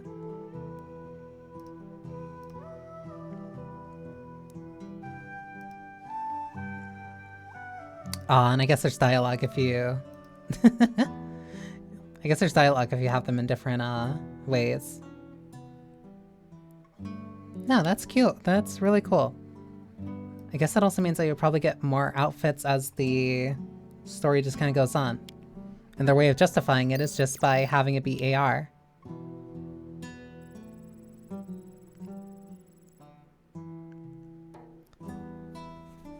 She's cute. You can say that she's cute, because she is. I'll go with this one. At least it looks appropriate. Did I hear you right? Were you thinking for me? It's not like that. I don't want to get criticized for my poor taste. I don't care about how you look, sure. If it is remarkable. I just knew it. Don't worry about it. When you put this on, only you can see me, because the projection function isn't enabled.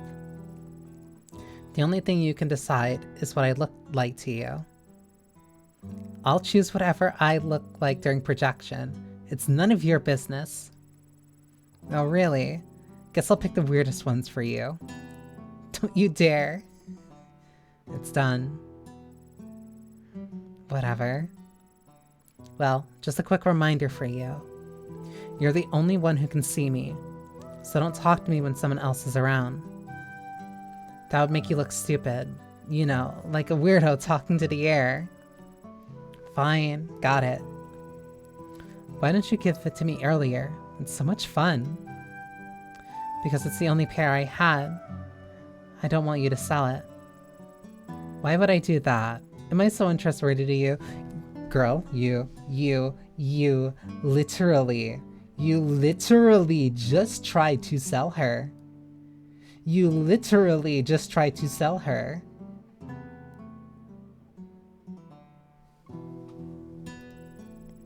You were trying to sell me. Well, that's all history now. It was only yesterday in the morning.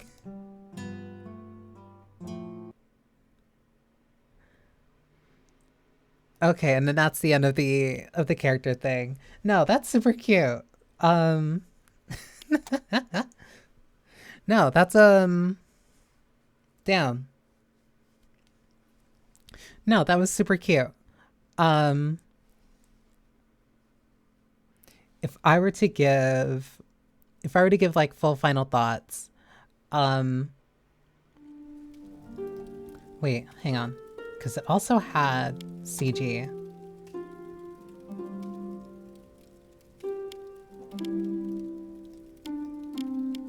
Oh, it's a full CG gallery, and you can scroll through each one.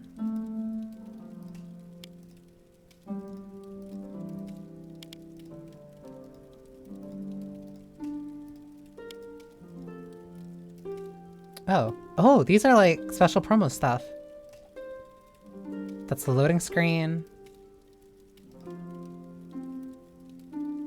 I really like that she genuinely has a like a walking cane. This one I probably like the most. This one's like really cool. And then one of that Victor's monologue.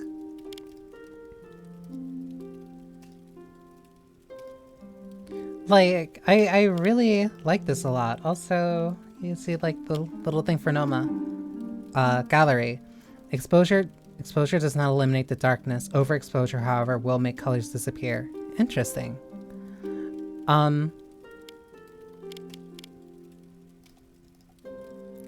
Yeah, I think yeah, if I were to give like full final thoughts, no, this is really interesting. I think the setting having so many different like various aspects pulled from like medieval to like sci-fi, using magic and science as two essentially just like the same thing, just at two different points in time of understanding. The parallels that they're kind of drawing between the two characters. I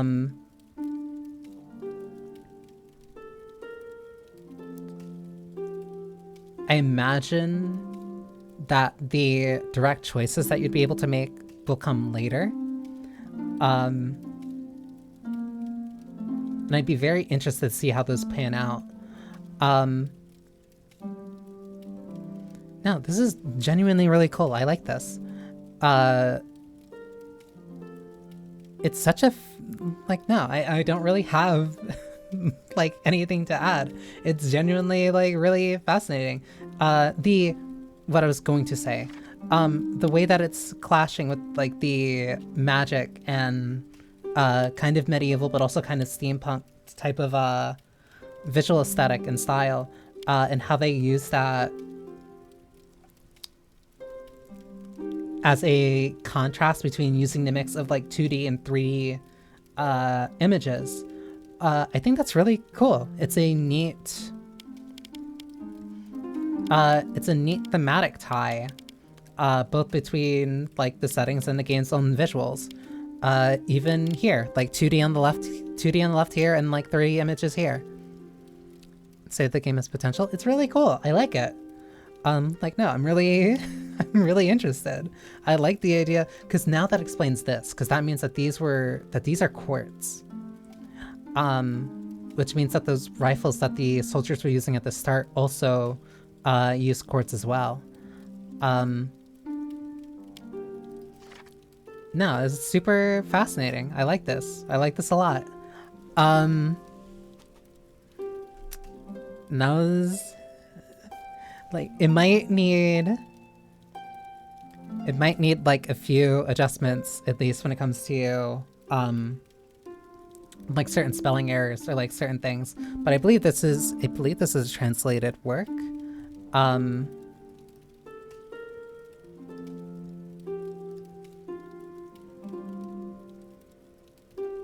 believe this is a translated work. Do you not know anything about specifically where like the developers kind of are? But no, even like the bits of prose and the very unique alliteration, well, not necessarily alliteration, but the way that certain things were described, it has a very strong sense of style. I really like this a lot.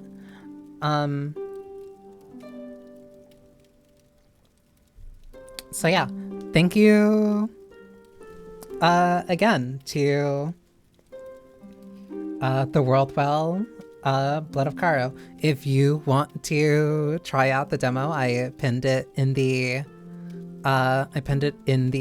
comment. I pinned it in the chat, but I can just post it again.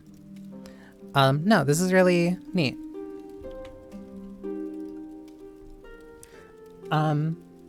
I'm going to quickly go to BRB and probably get some more water, and then I might just switch over and keep going with Alien Isolation. So yeah, this was really fun. So be right back in like 5 minutes.